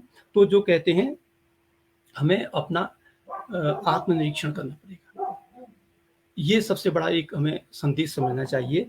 और जो ये कहा जाता है कि चैरिटी बिगिंस फ्रॉम होम, यानी कि जो अच्छा काम है वो हमें पहले अपने घर से ही शुरू करना पड़ेगा। सरकार क्या करेगी ये या कहाँ पर क्या होगा, इसको हमें उस पर कोसने के बजाय हमें ये भी देखना ज़रूरी है कि आखिर हम खुद क्या इसके लिए योगदान दे रहे हैं। और निश्चित रूप से जो मैंने कहा कि हमें कुछ अपने सुविधाओं का त्याग करना पड़ेगा। यही मेरा आज संदेश है। धन्यवाद विनोद जी। आपकी चर्चा बहुत लोगों को बहुत ज्ञानवर्धक लग रही है और उनको प्रासंगिक लग रही है और बहुत सारों के मन में कुछ जिज्ञासाएं भी हैं, तो हम बातचीत आगे बढ़ाएंगे। ये एक बहुत महत्वपूर्ण बात हमने अभी सुनी। माइक हाँ जी, बहुत महत्वपूर्ण बात एक इन्होंने बताई कि हम अक्सर सिर्फ वृक्षारोपण, मतलब जो हमें कोशिश करने की जरूरत है वो तो है ही, पर्यावरण को किन किन चीजों से नुकसान पहुंचता है उसके साथ हमने ये भी देखा कि जो हम नारों की तरह इस्तेमाल कर रहे हैं उन बातों में भी, जैसे हम किताबों के लिए और कवि लेखकों के लिए कहते हैं ना ओवररेटेड, तो कुछ नारे इतने ओवररेटेड या इतना ओवर जनरलाइजेशन उनका हो गया है कि वो अपने अर्थ से बाहर जा रहे हैं, उनका इतना फायदा नहीं हो रहा है। तो एक तो बहुत नई बात, मतलब बहुत बात जिसे रेखांकित करने की जरूरत थी कि पेड़ जो है वो जंगल का पर्यायवाची नहीं है। तो हम समझते हैं कि इसीलिए कहा जा सकता है कि जंगल हम लगा नहीं सकते, वो होते हैं। तो जो चीज हम लगा नहीं सकते उसको हमें सस्टेनेबल डेवलपमेंट या संपोषित विकास की ही परिभाषा में प्रयोग करना पड़ेगा, इसके अलावा कोई चारा नहीं है। इस बात को समझना ही मेरे ख्याल से इस बात के नारे का अर्थ है कि अर्थ एक है। और मैं समझती हूँ कि 50 साल इतनी बुद्धि बढ़ गई है कि आजकल के छोटे छोटे बच्चे इतने सारे काम कर लेते हैं मोबाइल पे, लेकिन उस विवेक यात्रा में भी 50 साल बाद आज फिर से ये नारा रिपीट करना पड़ रहा है कि अर्थ एक है, भूमि धरती एक है। इस बात को हम नहीं समझ पा रहे हैं। इससे हमें समझ में आता है कि सूचना और ज्ञान में कितना भारी अंतर होता है, क्योंकि अगर ये ज्ञान के स्तर तक समझ आ जाए तो शायद इतनी प्रॉब्लम नहीं होती। तो हम प्रश्नों की तरफ बढ़ते हैं। हम महेश पुनेठा जी के ये सवाल ऊपर लगा हुआ है तो इसी से बात शुरू कर लेते हैं। अभी तुरंत नीतीश जी ने बोला कि बहुत वंडरफुल सेशन है। हरिमोहन शर्मा सर ने बोला कि पर्यावरण संबंधी चिंताओं की सुंदर प्रस्तुति। नरेश जी क्या कह रहे हैं, राहुल कुंडल का नाम ले रहे हैं, उसका क्या अर्थ है मैं नहीं समझ रही हूँ। और मिक्की दीदी देहरादून से बोल रही हैं, ये सेंट्रल स्कूल देहरादून में प्रिंसिपल है, कि बहुत सारगर्भित चर्चा। किरण शर्मा, जब तक उनका 1 मिनट गले को रेस्ट मिलेगा ना, इसलिए मैं प्रश्न की जगह टिप्पणी पढ़ने लगी। संजय सिंह ने कहा प्रासंगिक चर्चा। किरण शर्मा जी त्रियामी प्रयास की तारीफ की और विश्व पर्यावरण दिवस पे विनोद जी के इस विशेष वक्तव्य के लिए धन्यवाद। और सीवी ने नोट किया सतत विकास, और शिवी को लग रहा है कि सब जगह काफी हरा हरा नजर आ रहा है, पर उसके अलावा बाकी सबके आइकन भी हरे हैं। तो मैं अब प्रश्न पे आती हूँ। अब इतना रेस्ट, इससे इतनी रेस्ट की ही आदत होगी उनको, जितने में वक्तव्य, जितनी लंबा चौड़ा मुझे उनका बायोडाटा दिख रहा है, तो आदत तो अच्छी खासी है बोलने की।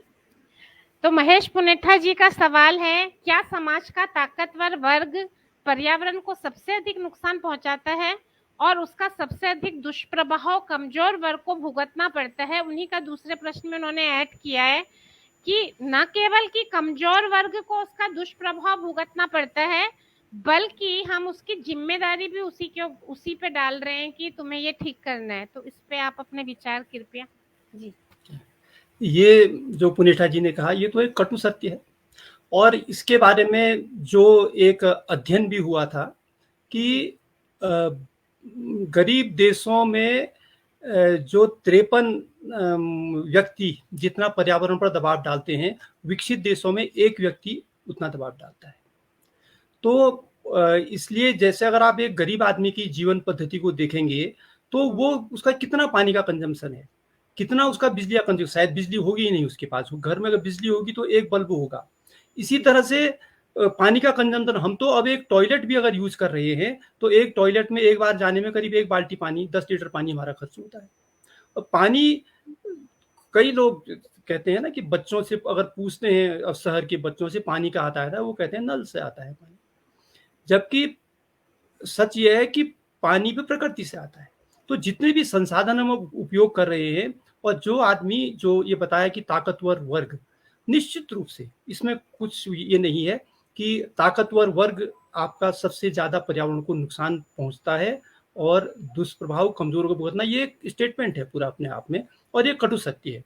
अब ये इसका जो हल है वो यही है कि पर्यावरण के संसाधनों पर के उपयोग करने पर दरअसल एक टैक्स लगाने की, एक जो पर्यावरण टैक्स जैसी कोई लगने की चीज हो ना, कि जैसे कि बिजली ही है, अगर आप अधिक बिजली खर्च कर रहे हैं तो उसके दरें ज्यादा होनी चाहिए।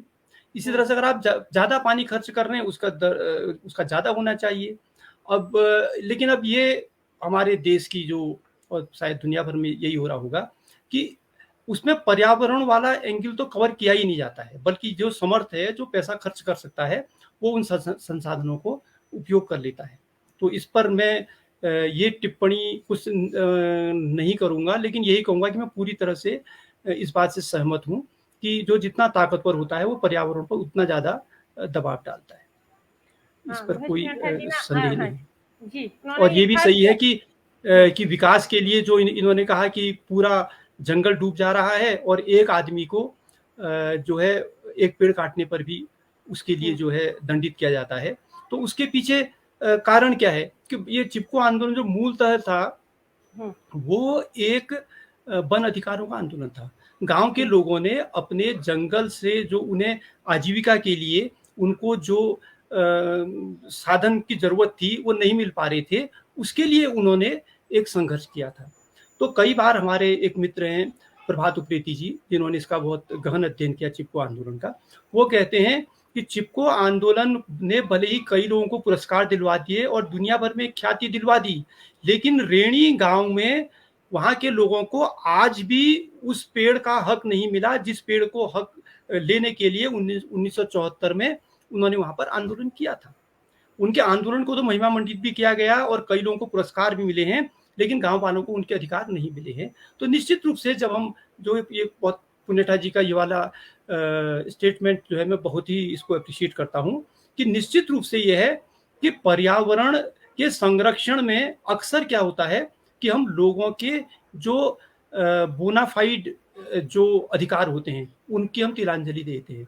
संरक्षण के नाम पर, प्रकृति संरक्षण के नाम पर एक आम आदमी के जो वन अधिकार हैं उसकी भी हम तिलांजलि दे देते हैं। 2 साल पहले आपने देखा होगा, 2019 की बात है कि 10 लाख आदिवासियों को उनकी जमीनों से बेदखल किया गया था वन संरक्षण अधिनियम 1980 की आड़ में, वो भी एक सुप्रीम कोर्ट के आदेश पर, जबकि वो लोग उस पर सदियों से काबिज थे, लेकिन वो सिद्ध नहीं कर पाए थे कि हम यहाँ पर 3-4 पीढ़ियों से हम यहाँ पर हैं।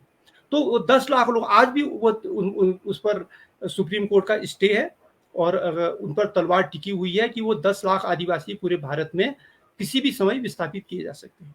तो जब भी हम पर्यावरण संरक्षण की बात करते हैं तो निश्चित रूप से जो स्थानीय लोगों के वाजिब जो वन अधिकार हैं उनको शीर्ष वरीयता दी जानी चाहिए। जी, बहुत ही जरूरी पॉइंट आप दोनों की, महेश पुनेठा जी और आपकी जो संवाद से निकल गया, सामने आ गया, जिसपे मैं बहुत जरूरी बात करना चाहती थी, क्योंकि पर्यावरण का सरोकार तो बहुत इस समय प्राथमिक सरोकार होना ही चाहिए, लेकिन पर्यावरण संरक्षण के नाम पर कमजोरों का जो शोषण होता है उस पर बात किए बिना बात अधूरी रह जाती। चाहे हम विश्व स्तरीय जो पर्यावरण के मानक लगा के हमारे माल रिजेक्ट होते हैं या गरीब देशों के, चाहे हम उसकी बात करें, चाहे पर्यावरण संरक्षण के नाम पे संस्था के लेवल पे हो या परिवार या किसी छोटी यूनिट के लेवल पे, मतलब जो भी ताकतवर है वो चाहता है कि सारी की सारी कटौती दूसरा ही आदमी कर ले। जैसे कि अब अगर किसी के घरों में छोटे जो भी लोग हैं, काम करने वाले हैं या आप वो किसी भी वजह से अनुज हैं, तो आप उनके तो सारे नल बिजली हर चीज चाहते हो कि वो बिल्कुल बंद करके गर्मी में पड़े रहें, लेकिन हम अपना उपभोग करते रहेंगे। तो पर्यावरण संरक्षण कई बार जब मतलब टूल बन जाता है अपने से कमजोर का, उसका भी शोषण करने का, जो बेचारा वैसे भी कम यूज कर रहा था, और हम सोचते हैं कि सारा का सारा बचाना ऐसे ही है कि ये लोग यूज ना करें। तो इस पे भी आपकी बात हुई। इसमें मैं एक आपकी आज्ञा से मैं एक बात और जोड़ना चाह रहा हूँ कि हमने जो आज का विषय भी रखा था कि पर्यावरण संरक्षण और जनसहभागिता। जी बिल्कुल। अगर आप सोचिए कि एक स्थानीय आदमी जो कि जंगल को कई तरह से उसकी सुरक्षा करता है, जैसे कभी आग लगने पर या वन विभाग की मदद करके, अगर उसको वहां से उसका हिस्सा नहीं मिलेगा, वो वन संरक्षण के लिए प्रेरित क्यों होगा? तो निश्चित रूप से जो कहते हैं आदमी उस गाय की ज्यादा देखभाल करता है जो दूध देती है। तो अगर वो जंगल से उसके जो वाजिब अधिकार उसको नहीं मिलेंगे तो वो संरक्षण की ओर प्रेरित नहीं होगा। तो इसलिए जो ये कहते हैं ना कि ये जो आज हमारी जो संरक्षण की जो नीति बनी हुई है, ये है आम आदमी को अलगाव में रख के, जबकि होना ये चाहिए था, इंक्लूसिव होना चाहिए था। एक्सक्लूसिव रूप से संरक्षण नहीं हो सकता है, आपको इंक्लूसिव लाना पड़ेगा। आपको अब जितने भी जो गांवों के नजदीक के कई क्षेत्र थे जिनको कि नेशनल पार्क बना दिया गया है, आज पर्यटक वहां जा सकता है, पर्यटक वहां घूम सकता है, लेकिन गांव का आदमी अपनी आवश्यकता के लिए अगर चारा पत्ती या गिरी पड़ी लकड़ी लेना चाहता है, उसको प्रवेश बंद है। अब आप समझ सकते हैं कि स्थानीय लोगों को अलगाव में रख के संरक्षण की बात करना दरअसल बेमानी है। और बेमानी है, और जिस तरह की संवेदनशीलता उन लोगों में मिलती है जो हिंदी कवियों में भी बहुत आई है, जैसे जेसिका कैरिंता कहती है ना कि एक कविता में कि माँ तुम पूरा दिन लगा के ये नीचे के लकड़ी क्यों बिनती रहती हो, तो वो कहती है कि ताकि एक भी जिंदा पेड़ को नुकसान ना पहुंचाना पड़े। तो जिन लोगों का ये भावबोध है, ये जीने का तरीका है, उन्हीं से हम चाहते हैं कि हम मतलब सारी कटौती वही करें। घरों में और ऑफिसेज में भी हम देखते हैं कि जो सबसे नरम चारा है वहीं से सारी कटौती हमें चाहिए होती है, व्यक्तिगत लेवल पे भी। मैं एक बार शिवी को जोड़ ले रही हूँ, शिवी से पहले उसके बाद फिर सुनील जी का सवाल लेंगे और इनका लेंगे भास्कर चौधरी जी का। शिवी पूछना चाह रही है, ये खुद ही पूछ लेंगी आपने अपने आप में। नमस्ते सर। पूरा ही वक्तव्य बहुत ही प्रभावी था, आपने बहुत अच्छे से हमें पर्यावरण के विषय में जानकारी दी और उसको कैसे हमें संरक्षित रखना है वो भी आपने बताया। बट सर मेरा ये पूछना है आपसे कि जैसे शहर में हो या गांव में हो, जो शिक्षित वर्ग होता है उसे तो हम समझा लेते हैं कि पर्यावरण का अगर हम प्रदूषित कर रहे हैं तो उससे क्या नुकसान होंगे, तो नहीं करना है। बट अगर हम जो अशिक्षित वर्ग है, जिन लोगों को पता नहीं है, जैसे कि लाइक मैं गांव से बिलोंग करती हूँ, तो मैं वहां पे जाती हूँ और लोगों को अगर बोलती हूँ कि कचरा इधर उधर मत फेंको, अपने घर में इकट्ठा कर लो डस्टबिन में, तो बोलते यही हमारा डस्टबिन है, मतलब कहीं भी उठा के वो फेंक देते हैं। और उनको जब ज्यादा समझाओ कि मतलब 2 तरीके से कचरा अलग अलग करते हैं, तो वो बोलते हैं 4 दिन दिल्ली में रहे आई तो हमें ज्ञान सिखा रही हैं। तो मतलब वो सुनने के लिए एक तरीके से तैयार ही नहीं होते हैं। तो सर उनको हम किस तरीके से समझा सकते हैं, एक तो ये प्रश्न है। और उसी में अब चूंकि गांव से शहर आई हूँ तो थोड़ा शिफ्ट हुआ है ना, तो प्रश्न भी थोड़ा एक बदल गया है। मतलब यहाँ पे तो अगर बदबू वाली समस्या तो ऐसी होती है कि हवा में वो घुली हुई है। मतलब अगर हम अपने घर की खिड़की खोलते हैं तब भी हमें बदबू आती है, और अगर घर की खिड़की हम बंद कर लेते हैं तो हवा तो वो भी प्रदूषित है। मतलब तो ऐसे में हमें क्या करना चाहिए सर, बंद करके खिड़की रहना चाहिए या खोल कर?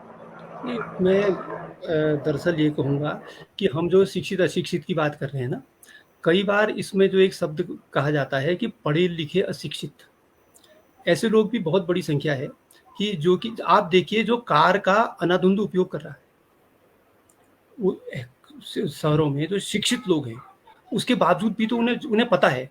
तो एक वर्ग है पढ़ा लिखा अशिक्षित, तो वो भी हो जाता है। दूसरी चीज निश्चित रूप से कि शिक्षा तो हमें स्कूल के लेवल पर से शुरू करनी पड़ेगी। दरअसल हम ये देखते हैं कई बार कि पर्यावरण के बारे में कई गैप हैं, जो पर्यावरण की शिक्षा है ना, जैसे हम अक्सर देखते हैं पर्यावरण के बारे में, जो मैंने अपने इस बातचीत में भी आज कहा था कि अंत में बात कहाँ पर आकर टिक जाती है कि पेड़ लगा दो, बीच के जो लिंक हैं उनकी कोई जिक्र होती नहीं है। जबकि पर्यावरण तो एक बहुआयामी है ना, उसके तो बहुत ज्यादा आयाम है। तो निश्चित रूप से हमें शिक्षा, अब मैं जब आपने प्रश्न पूछा तो मैं एक शिक्षा की जब बात आई तो आपसे एक देखूंगा कि आज से करीब 10-15 साल पहले ये बच्चों के स्कूलों में, यहाँ तक कि विश्वविद्यालय तक एक विषय लगाया गया था इन्वायरमेंट एजुकेशन, पर्यावरण की शिक्षा पर। और वो शिक्षा वो इतना मतलब रोचकता तो शून्य थी उसमें, और इतना बेकार था कि बच्चे सबसे उनसे हम पूछते थे कि सबसे बेकार सब्जेक्ट आपका कौन सा है, वो कहते थे पर्यावरण वाला, इन्वायरमेंट सबसे बेकार सब्जेक्ट होता है। तो चीज़ों को बताने के लिए आपको रोचकता भी होनी चाहिए। इसी तरह से वो यूनिवर्सिटी लेवल पर हमने देखा कि उसमें ये अनिवार्य होता है कि आप ये पर्यावरण वाला विषय पास करेंगे। तो एक बार यहाँ पर एक ये बीकॉम का एक एग्जाम हुआ था, उसमें वो पेपर छूट गया था। तो बाद में उन्होंने ये कहा था कि हम सबको उसमें पास कर दे रहे हैं। तो मेरा मतलब है कि अगर कोई विषय आप लगा रहे हैं तो उसको जो कहते हैं कि पूरी भावनाओं के साथ उसको करना चाहिए, और ये निश्चित रूप से अज्ञानता को जो नष्ट करेगी वो तो शिक्षा ही करेगी। तो हमें उसका प्रचार करना पड़ेगा, लेकिन प्रचार एक उपदेश के रूप में न हो। जैसे कि वन विभाग कई जगह पर आपको करता ना, एक वृक्ष 1000 पुत्रों के समान होता है, जंगलों में आग न लगाएं, ऐसा ये उपदेश मत दीजिए।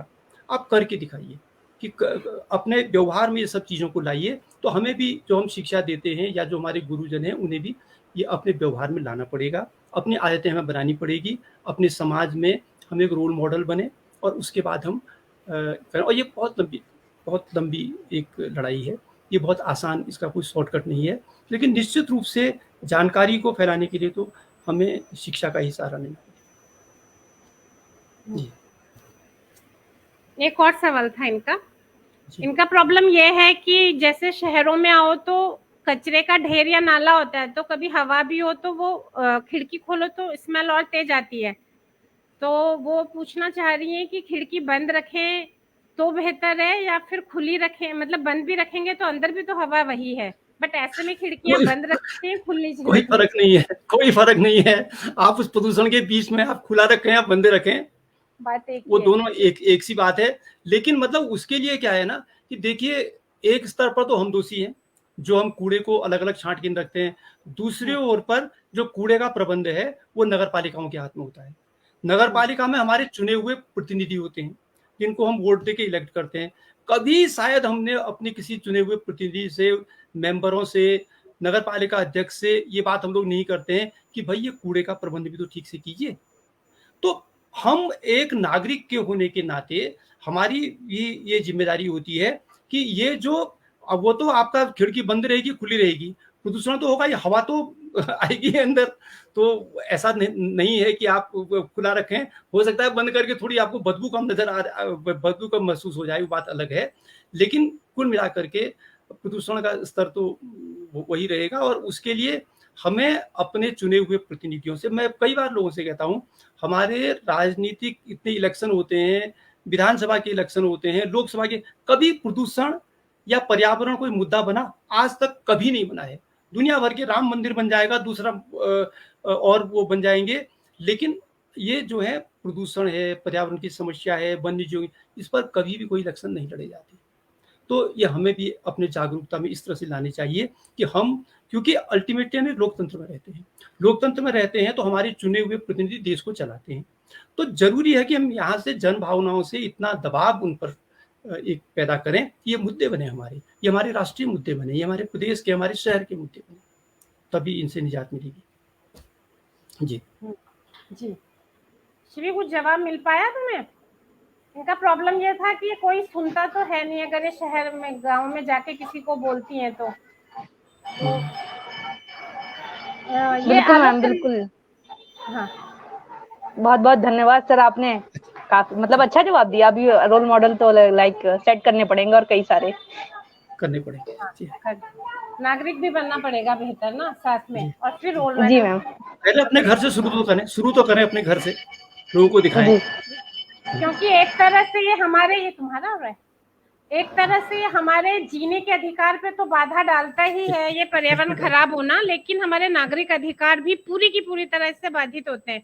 आलोक टंडन जी पूछ रहे हैं कि unless we change the developmental model along with change in consumerist lifestyle, is there any possibility of environmental protection?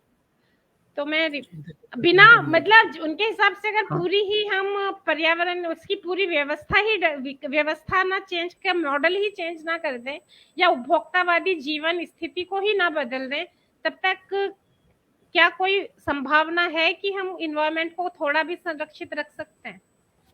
I mean, उनका मतलब मेरे ख्याल से वो ये जानना चाह रहे हैं कि मॉडल बदलने में तो हमारा कोई हाथ है नहीं, नहीं तो मॉडल ऐसा ही बना रहे तो हमारे व्यक्तिगत प्रयास आखिर कितना है उसको मतलब संरक्षण में योगदान दे सकते हैं। जी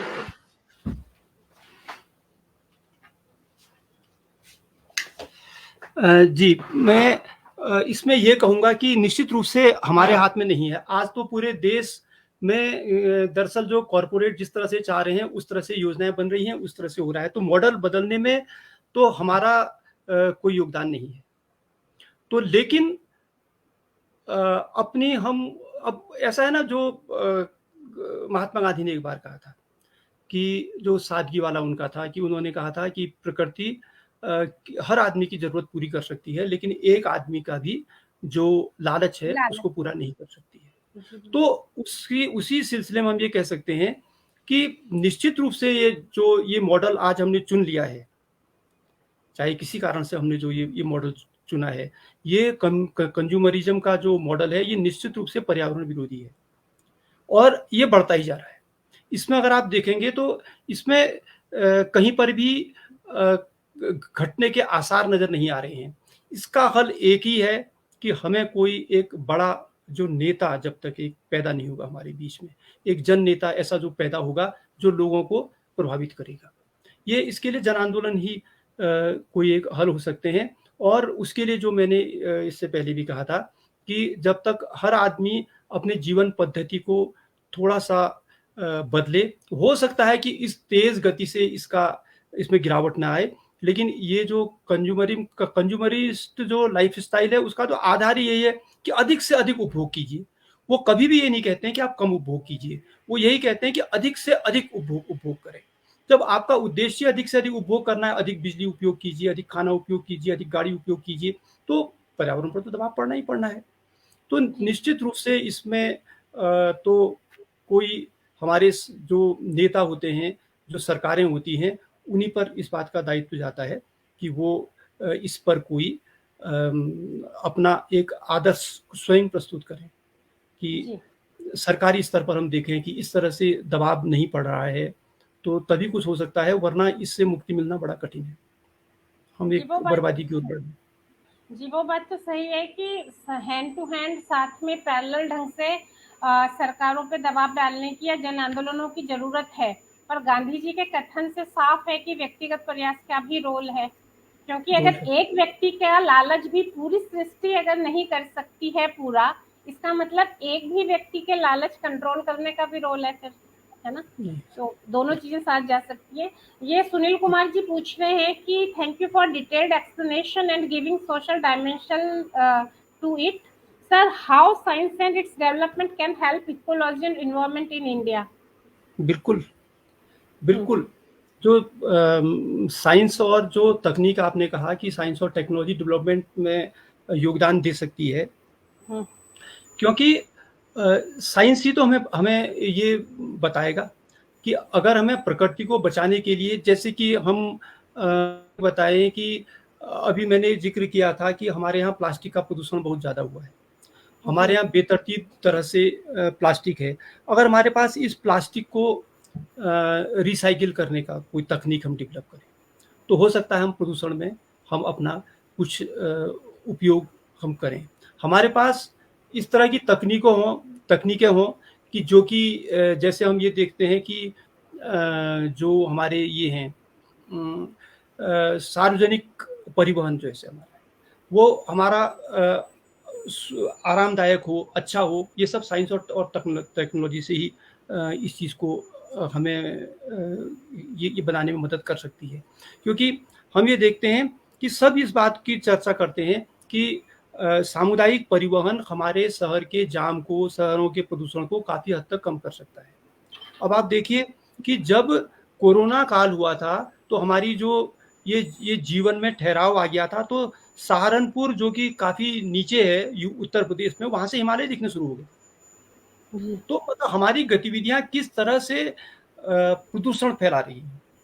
तो उतने दूर से हिमालय, आज मैं नैनीताल में बैठा हुआ हूँ, हमें यहाँ से हिमालय नहीं दिख रहा है कई महीनों से, इतनी धुंध छाई हुई है। और कोरोना काल में ये था कि सहारनपुर से नज़र आ गया और दूर दराज से नज़र आया। तो आदमी जो ये फैला रहा है, हमारे अच्छी तकनीकें कुछ हद तक इस प्रदूषण को करने में या अपने काम को ज़्यादा कुशलता से करने में हम मदद कर सकते हैं। तो साइंस और तकनीक का तो उसके दोनों युग हैं, जो कहते हैं ना साइंस और तकनीक एक दुधारी तलवार है। जी साइंस ने ही इतनी प्रगति करके हमको इतने बड़े बड़े संसाधन दिए हैं जिससे कि हम पर्यावरण को नुकसान पहुंचा रहे हैं आज। और वही साइंस अगर उसको हम दूसरी तरह से उपयोग करेंगे तो हो सकता है कि वो हमें ऐसे तरीके अपनाए जो कि ज़्यादा कॉस्ट इफेक्टिव हों और एनर्जी इफेक्टिव हों, ताकि हम उसका उपयोग कर सकें कुशलतापूर्वक। तो उनका योगदान बहुत है। हाँ, उनकी सेकंड टिप्पणी से उनका प्रश्न ज्यादा क्लियरली साफ आया था। तो वो ये भी कहना चाह रहे थे कि जैसे जैसे जैसे साइंस और तकनीकी विकास करती है तो वो बेहतर होती जाती है ना, जैसे मतलब कोयला कम छोड़ना, जैसे बहुत सारी चीजें करना। तो हमारा पूरा ही शुरू से लेकर आखिर तक के प्रोग्राम में विज्ञान और तकनीकी का तो एक बार भी विरोध नहीं है। हमें सिर्फ विरोध जो विनोद जी को है वो कंज्यूमरिज्म से है। तो साइंस और तकनीकी जितनी हेल्प करेगी उसका तो उतना वेलकम है, लेकिन इस पूरे लेक्चर से जो कंसर्न समझ में आ रहे हैं, तो अगर हमारे कंसर्न पर्यावरण नहीं हो के कुछ और चीजें हैं, अगर हमारे कंसर्न्स वो नहीं है तो विज्ञान उस तरफ आविष्कार करने बढ़ेगा नहीं ना। पर क्यों बढ़ेगा नहीं ना, वो प्रॉब्लम ये वो ये कहना चाह रहे हैं कि जिन जगहों पे डेवलप्ड कंट्रीज में बहुत सारा कंट्रोल होता है क्योंकि वो इस तरीके की तकनीकी जो है, जैसे हर बार जो मॉडल आते हैं किसी भी चीज के, मोबाइल या किसी के, तो वो पहले वाले से कम हार्मफुल होते हैं, जैसे कारें भी सेफ हो जाती हैं। तो उनका ये कहना है। बट मेरा ये मानना है कि जब तक वो हमारे सरोकार में प्रायोरिटी में नंबर 1 पे जाएगा नहीं तब तक वो विकास होंगे नहीं। जैसे केरल के सबरीमाला, मैं एक एग्जाम्पल दे रही हूँ, सबरीमाला वाला जब मंदिर इशू था तो ऐसा लग रहा था जैसे इस समय तो सबसे बड़े डेवलपमेंट की यही जरूरत है कि कोई तकनीकी डेवलप हो तो जिसे जो डेवलप करने से ये बता दिया जाए कि ये महिला रजस वाला है या नहीं है। तो विज्ञान हो सकता है वैज्ञानिकों को प्लास्टिक वो होने से, डीकम्पोज से होने से ज्यादा जरूरी वो लग जाए अगर हवा वैसे बनती है तो वो डिपेंड करता है कि साइंस भी तो, साइंस अंततः तो हमारे विजन के पीछे चलेगी ना, जो विजन सरकारें या संस्थाएं बनाएंगी किस चीज के लिए वो हेल्प करेंगी। तो मैंने भी इसमें थोड़ा ऐड कर दिया। भास्कर चौधरी जी का सवाल, चूंकि प्लास्टिक चल ही रहा है तो इस पर आप काफी बोल चुके हैं, कुछ बचा होगा तो वो खाली बोलिएगा, वरना फिर दूसरा भी सवाल इनका है। तो ये कह रहे हैं कि सब जगह तो इतना गैर जिम्मेदाराना व्यवहार है जो ठीक हो ही नहीं रहा है, और धर्म के नाम पे भी जो सबसे ज्यादा कचरा भी प्लास्टिक का ही फैलता है। ऐसे में उपाय क्या है? तो मुझे लगता है एकदम कोई व्यवहारिक कदम हो कि हम कैसे बदले, मतलब अपने घर वाले, अपने आसपास वाले, ऐसे। जी। अब वो तो जैसे धार्मिक स्थलों की बात आई तो हमारे जो धार्मिक रूप से जो हमारे उसके संत लोग हैं उनको भी तो आगे आना पड़ेगा इसके लिए। उन्हें भी तो ये संदेश देना पड़ेगा कि उनका संबंध केवल धर्म से नहीं है बल्कि पर्यावरण से भी है। जब हम देखते हैं कि धार्मिक चीजों में इस तरह की चीजों का जिक्र नहीं होता है आमतौर पर, तो उनकी भी वरीयताएं दरअसल कुछ और हो जाती हैं। और प्रमुख वरीयता में हमें पर्यावरण को लाना ही पड़ेगा, क्योंकि हमारे अस्तित्व की रक्षा के लिए पर्यावरण दरअसल बहुत ही एक आवश्यक अंग है।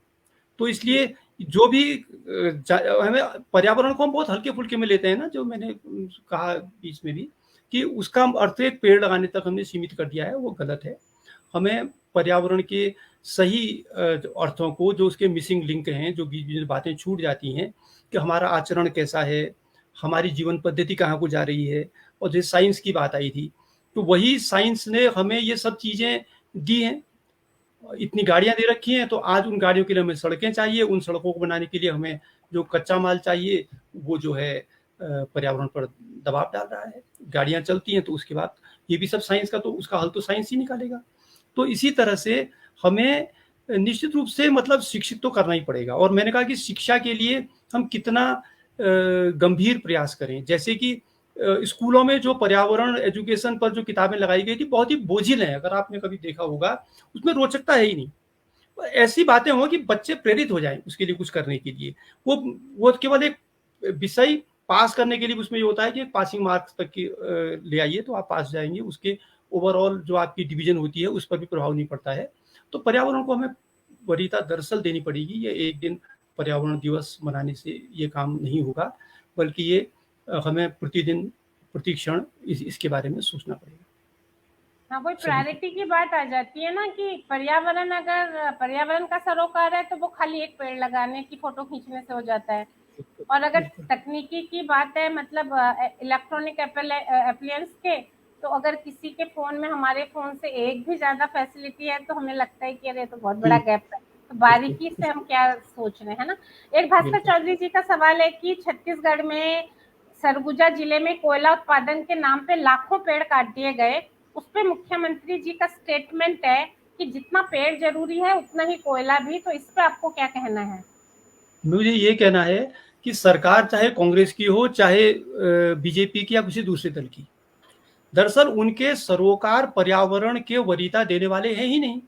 तो इसलिए हमें ये कहना, हम थोड़ा अपने को कंफ्यूज कर देते हैं कि ये कांग्रेस ऐसा कर रही है, बीजेपी ऐसा कर रही है, बल्कि उनकी मजबूरी आज ये हो गई है कि उन्हें इसी तरह के काम करने पड़ रहे हैं, चाहे वो दल कोई भी हो। तो इसलिए हम ये मानते हैं कि जो हमारी सरकारें हैं उनके एजेंडे में पर्यावरण दरअसल है ही नहीं। तो इसलिए सरकार चाहे किसी की भी होगी, वो जो है ऐसा ही करेगी। कल को वहां पर कोई वहां स्थानीय कोई पार्टी बनेगी, उसकी सरकार भी आएगी, वो भी यही करेगी। तो इसलिए इसमें जनता को ही जागरूक होने की आवश्यकता है। और जो, क्योंकि लोकतंत्र में हमारा अधिकार है ना कि अब अपने सही मुद्दे उठाएं। हम ये क्यों मान रहे हैं कि हमारे मुद्दे सरकार उठाएगी? हमें अपने प्रतिनिधियों पर, सरकारों पर दबाव पैदा करना पड़ेगा, उसके लिए बहुत मेहनत करनी पड़ेगी हमें। और जो जन आंदोलन की बात थी, जन आंदोलन का मतलब कोई हिंसक आंदोलन से नहीं होता है, बल्कि जन भावनाओं को एक तरह से उनको सही दिशा में ले जाने की, सही जानकारी देने की आवश्यकता है। और पर्यावरण के क्षेत्र में ये बहुत ज्यादा है, बातें बहुत ज्यादा होती हैं, काम बहुत कम होता है, ये मेरा अपना अनुभव है। भास्कर चौधरी जी चूंकि छत्तीसगढ़ से हैं, इसलिए उन्होंने छत्तीसगढ़ में जो भी सरकार है उसकी बात की, लेकिन उनका मतलब किसी सरकार विशेष से नहीं है।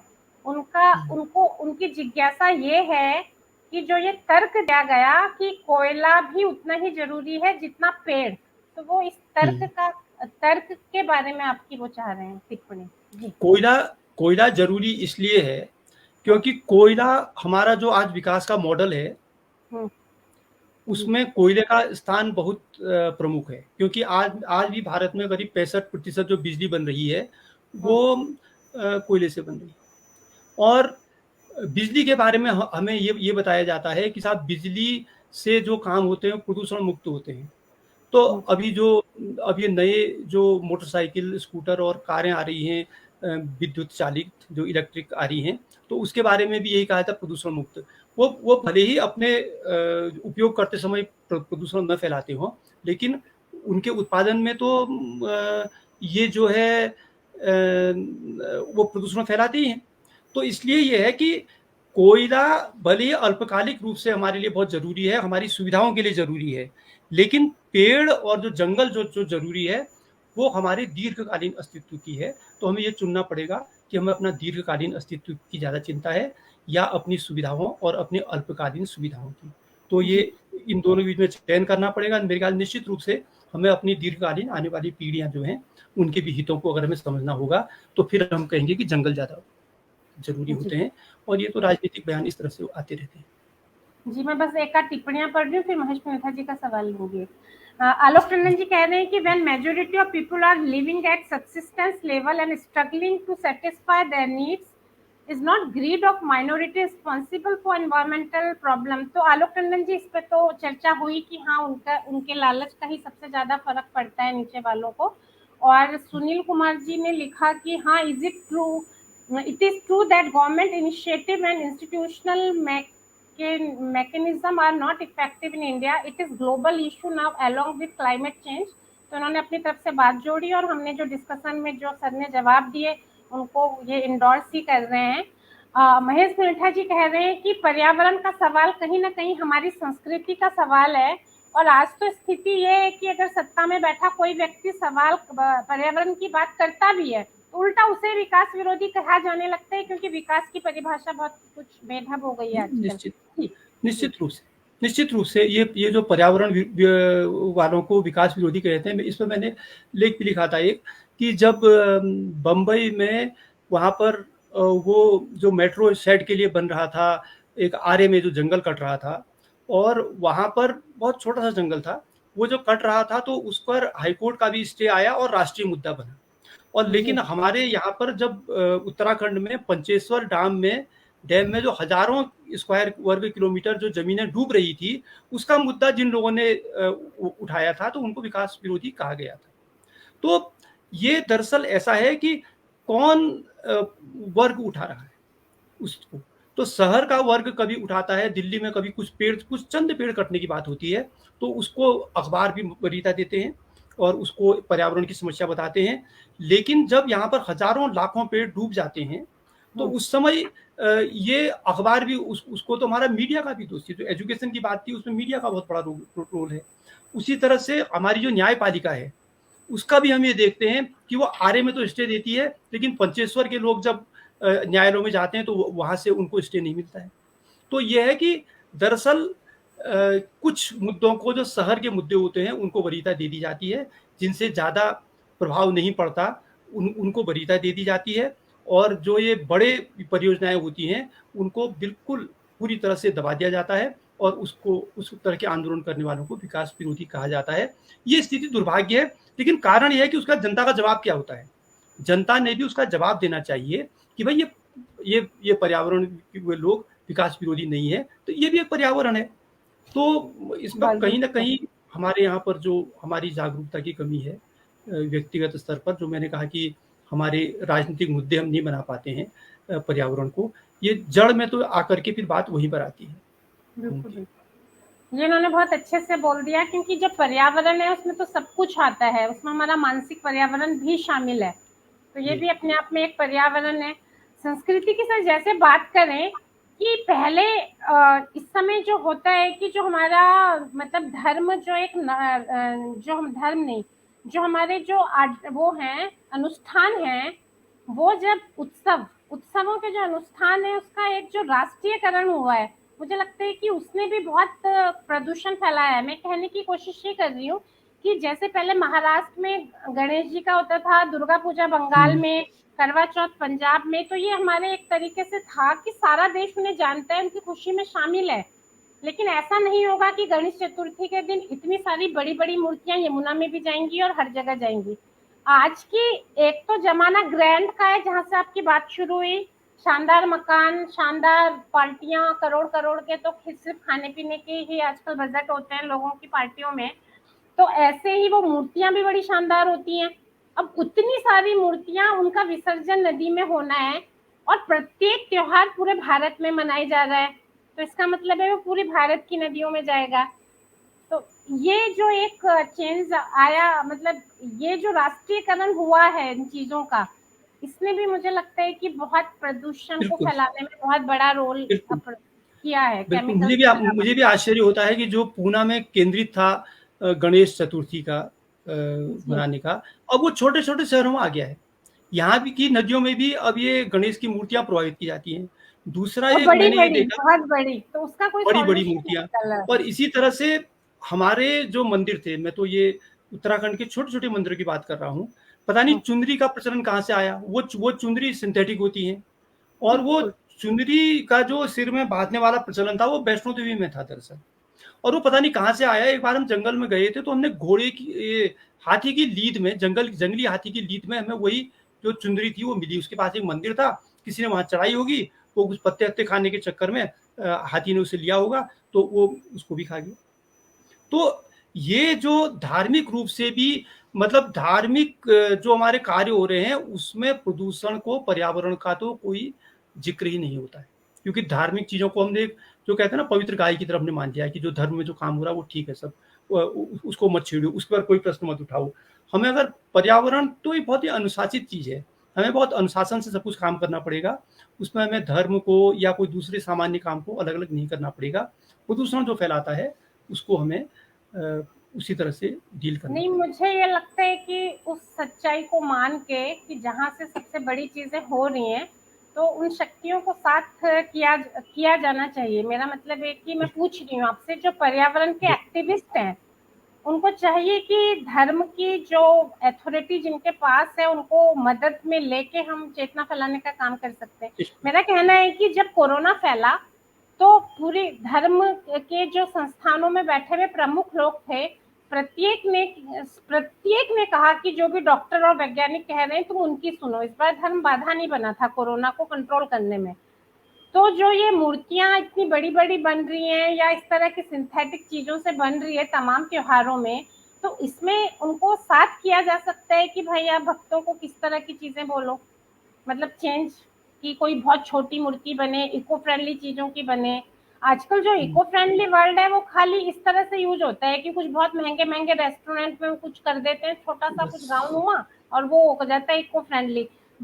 जहाँ जो नदियों को जो सबसे बड़ा बोझ है उसके इको फ्रेंडली होने की कोई चिंता नहीं है।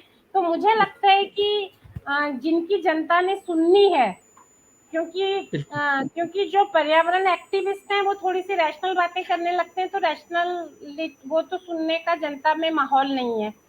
वो तो फिर लोगों को बुद्धिजीवी तो उसके लिए मैंने फिर वो बताया था कि जी हमारी लीडरशिप को ही उसके लिए आगे आना पड़ेगा, क्योंकि लीडर की बात मानते हैं। जी लीडर की बात मानी जाती है। मुझे याद है हम बहुत छोटे थे जब ये 1965 में भारत और पाकिस्तान का युद्ध हुआ था। उसमें लाल बहादुर शास्त्री जी हमारे प्रधानमंत्री थे और देश में अनाज की बहुत कमी थी। तो उन्होंने कहा था कि एक दिन, हफ्ते में एक दिन, वो भी सोमवार के दिन, एक दिन लोग व्रत करें। मुझे ये देखा कि हर शहर में, गांव में लोगों ने एक दिन का व्रत करना शुरू कर दिया था ताकि हमारा अनाज बचेगा। तो ये है कि अगर लीडरशिप की ओर से, लीडरशिप पे जनता का विश्वास है तो जनता लीडर की बात मानती है। तो यही मैंने इनिशिएटिव लीडरशिप की तरफ से जिनकी बात जनता मानती है उनकी शक्तियों को मेरे को लगता है कि पर्यावरण के एक्टिविस्ट अपने साथ कर सकते हैं ना। वैसे तो इन्होंने पहले भी ये सवाल उठाया था पर मैंने छोड़ दिया था, तो फिर हम पॉपुलेशन पे आप बात, इनके ऑडियंस के तो सारे सवाल हो चुके हैं, बस मैं एक दो सवाल के साथ ही हम खत्म करेंगे।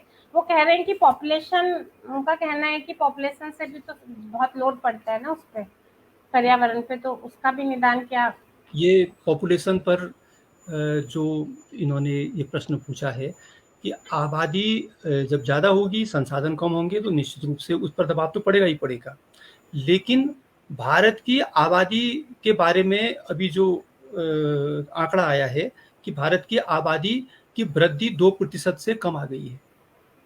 तो कहते हैं कि अगर 2% से कम आती है आबादी की वृद्धि, तो उसके बाद क्या होता है कि देश में बूढ़े लोगों की संख्या बढ़ जाती है। यानी कि जितने नए लोग पैदा नहीं हो रहे हैं, जितने लोग बूढ़े ज्यादा हो रहे हैं।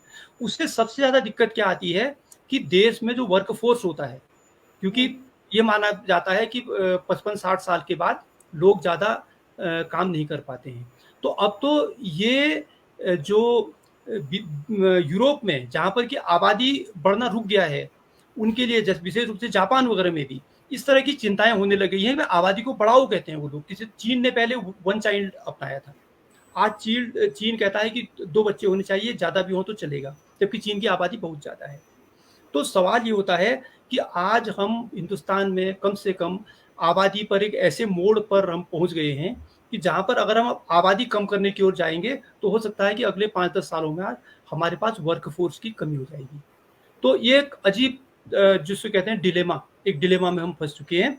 और ये तो निश्चित रूप से है कि जब संसाधनों पर लोग अधिक होंगे तो दबाव पड़ेगा, और निश्चित रूप से पड़ेगा। और उसका फिर हल वही है कि आबादी एक सही तरह से नियंत्रित होनी चाहिए, लेकिन हम इतना भी नियंत्रित न करें कि वो उसका रिप्लेसमेंट ना हो पाए। उसका रिप्लेसमेंट भी जरूरी है। अब तो भारत में अगर आपने देखा होगा पिछले कुछ समय से आबादी की बात अब नहीं हो रही है, क्योंकि ये आंकड़े आ गए हैं कि भारत 2% की वृद्धि दर से नीचे आने लगा है। तो आगे आने वाले समय में इसमें दिक्कत आएगी। और वैसे ही इसमें कोई वो नहीं है, संदेह नहीं है कि संसाधन कम होंगे। एक घर में अगर 10 बच्चे हैं और 5 किलो आटा है तो उनको कम खाना मिलेगा, और अगर बच्चे कम है तो ज़्यादा खाना मिलेगा। तो आबादी तो दबाव डालती है, लेकिन अभी भारत इसमें एक दुविधा में फंसा हुआ है आबादी के मोड़ पर। हालांकि जो आबादी का सवाल है, आबादी तो ऑफ कोर्स कि वो संसाधनों पे दबाव डालेगी ही डालेगी, बट जैसे कि पर्यावरण के सरोकार को हम वृक्षारोपण तक लाके सीमित कर देते हैं, इसी ढंग से जब भी बात करो पर्यावरण की तो आबादी का सवाल सबसे ज्यादा जिस ढंग से उठाया जाता है उससे मुझे ये भावना आती है, जैसे असद जैदी की एक कविता में है ना कि आज्ञाकारी पेड़, संयमित नदी, यानी प्रकृति को हम बिल्कुल ऐसे जैसे कंप्यूटर चलाते हैं अपने हिसाब से वैसे चलाना चाहते हैं, तो आबादी भी हम अपने हिसाब से चाह रहे हैं एग्जैक्ट, मतलब हमने तो इतना उपभोग करना ही है, उसके हिसाब से कितनी आबादी होनी चाहिए कि वो जो निर्णायक पोजीशंस में बैठे हुए लोग इस अंदाज में जी सके, उस मुताबिक आबादी। तो मुझे उसमें भी जो मैंने बीच में भी बात जिक्र किया था कि यूरोप का एक आदमी का जो इन्वायरमेंटल लोड है, जो पर्यावरणीय दबाव है, वो भारत के 53 लोगों के बराबर है। तो ये इस पर स्टडी हुई है। तो यानी कि उनका एक आदमी जिस तरह से प्राकृतिक संसाधनों को यूज कर रहा है, हमारा आदमी तो उतना यूज करता ही नहीं है।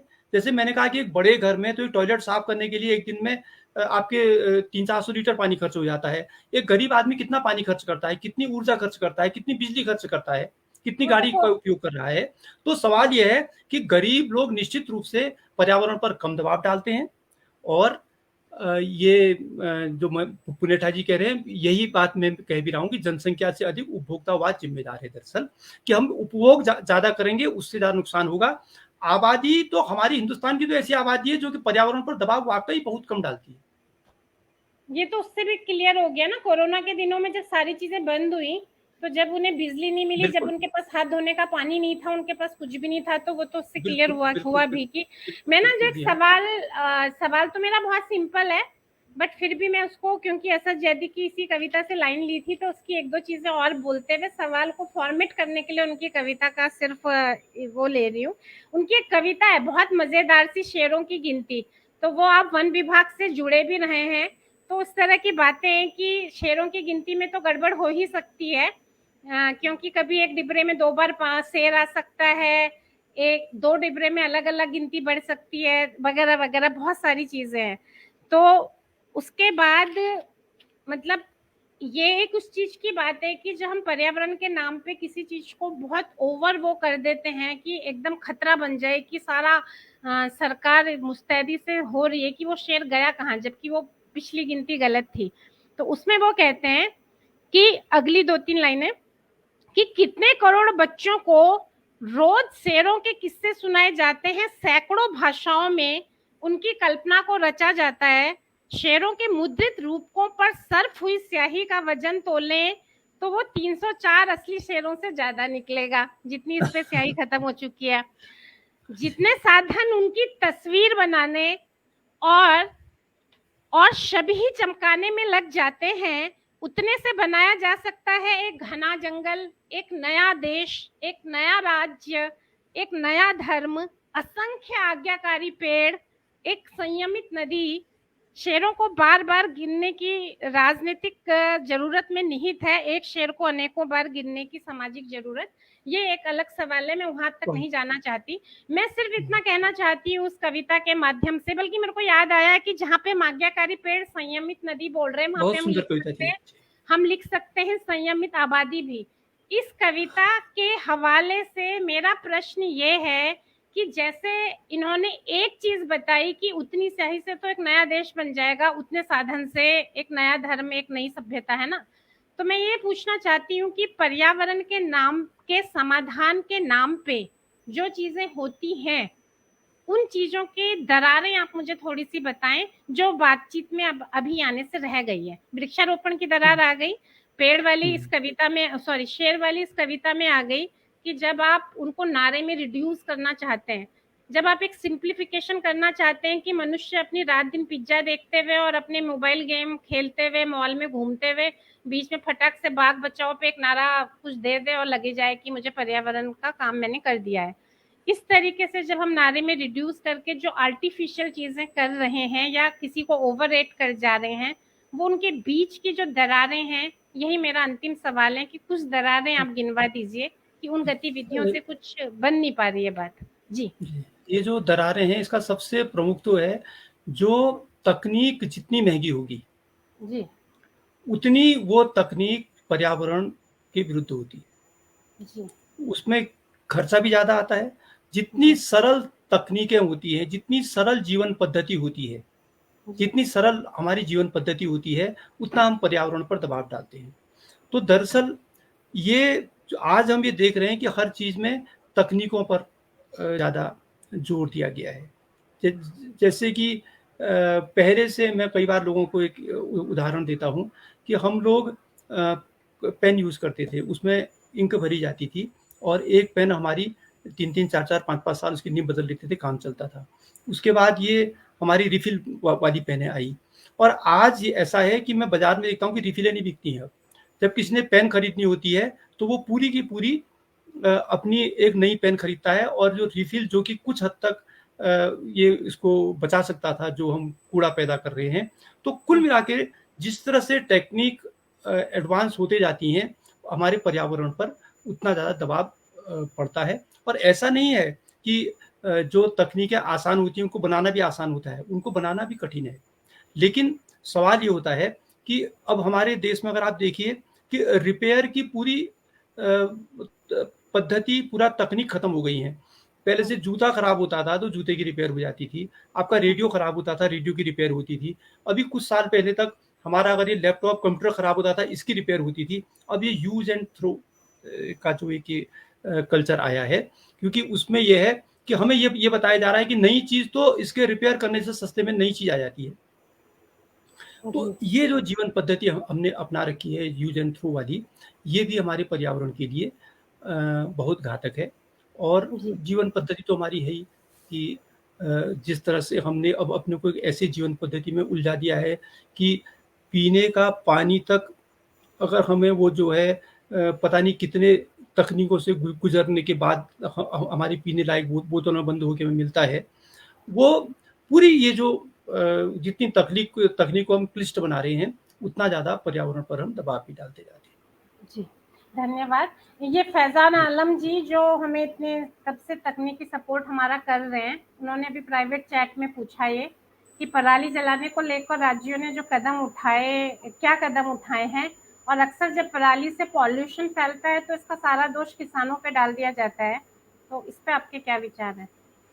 पराली पर नियंत्रण तो होना चाहिए, लेकिन अब पराली की समस्या कहाँ से आई? अगर आप कुछ साल पहले तक देखें, मैंने जो तकनीक की बात कही, ये पराली की समस्या कहाँ से आई?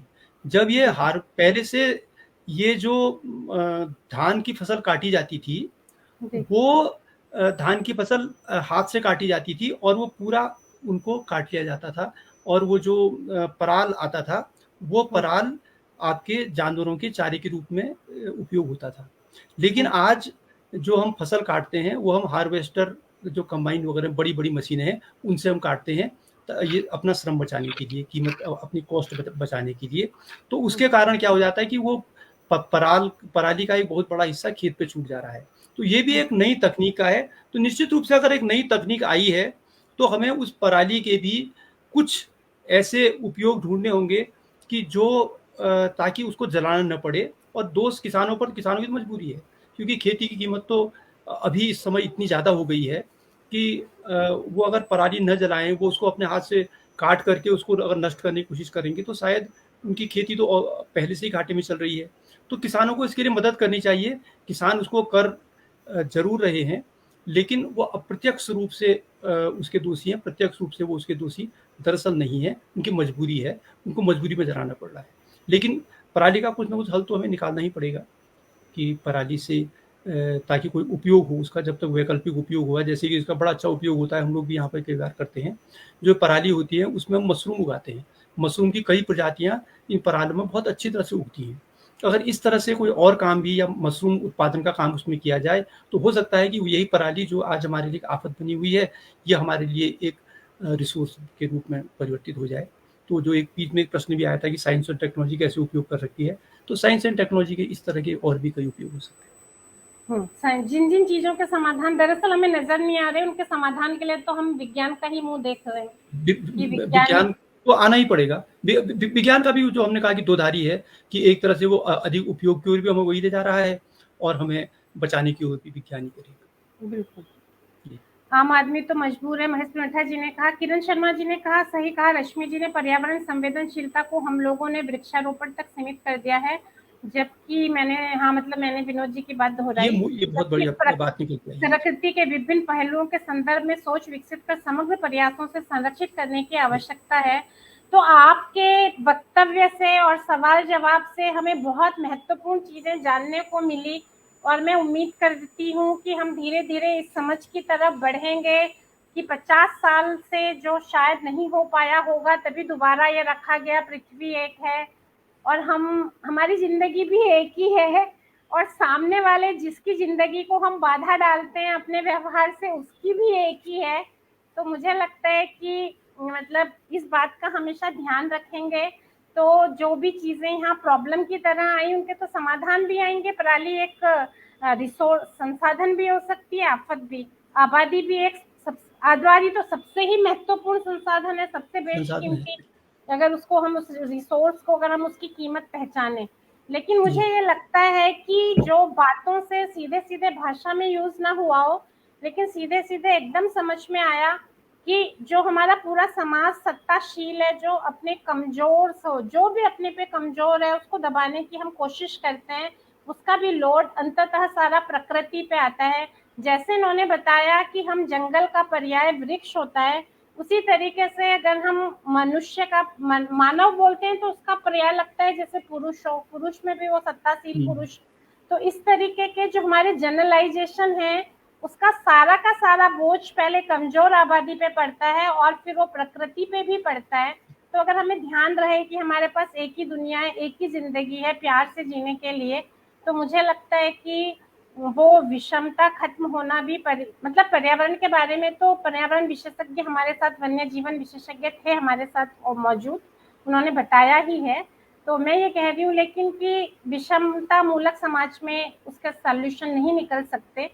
अगर हमें मनुष्य के बीच की विषमता, दिमाग का प्रदूषण भी खत्म करने के साथ ही शायद इस प्रदूषण की शुरुआत होगी। तो मैं अंतिम लाइन में अंतिम एक कविता के साथ इनका धन्यवाद करना चाहती हूँ, विनोद पांडे जी का।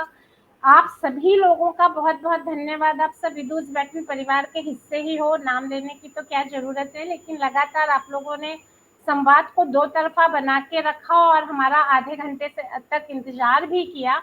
तो दो तरफा संवाद ही एक तरीके का उसी से जीवनता आती भी है बातचीत में, तो हमें अच्छा लगा बात करने में। आप सबका भी शुक्रिया। विनोद पांडे जी आपका बहुत बहुत शुक्रिया। एक कविता के साथ मैं खत्म कर रही हूँ।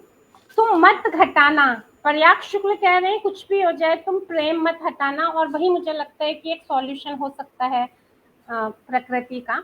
तुम घटाना मत अपना प्रेम, तब भी नहीं जब लोग करने लगे उसका हिसाब। ठगा हुआ पाओ अपने को अकेला एक दिन, तब भी नहीं मत घटाना अपना प्रेम, बंद कर देगी तुमसे बोलना नहीं तो। धरती, यह चिड़िया, यह घास, यह आसमान मुंह फेर लेगा, नहीं तुम मत घटाना अपना प्रेम। तो मुझे लगता है कि दिलों में प्रेम रहेगा, समानता रहेगी, तो ही वो चिड़िया उसी तरीके से उसकी चहक बनी रहेगी जो हमने वो चिड़िया पढ़ी थी कि कैसे वो नदी का दिल टटोल कर जाल का मोती ले आती है, और हमारे रास्ते बंद करने से किस तरह वो सिसकती है। तो उसके लिए जरूरी है कि हम अपने दिलों में प्रेम बचा के रखें, आपस में भी और प्रकृति के लिए भी। और ये सारी बातें जो मैं भी बोल रही हूँ वो सारी विनोद जी के वक्तव्य और जवाबों से ही निकल कर आई, तो उनका बहुत बहुत धन्यवाद जी। विनोद जी नमस्कार।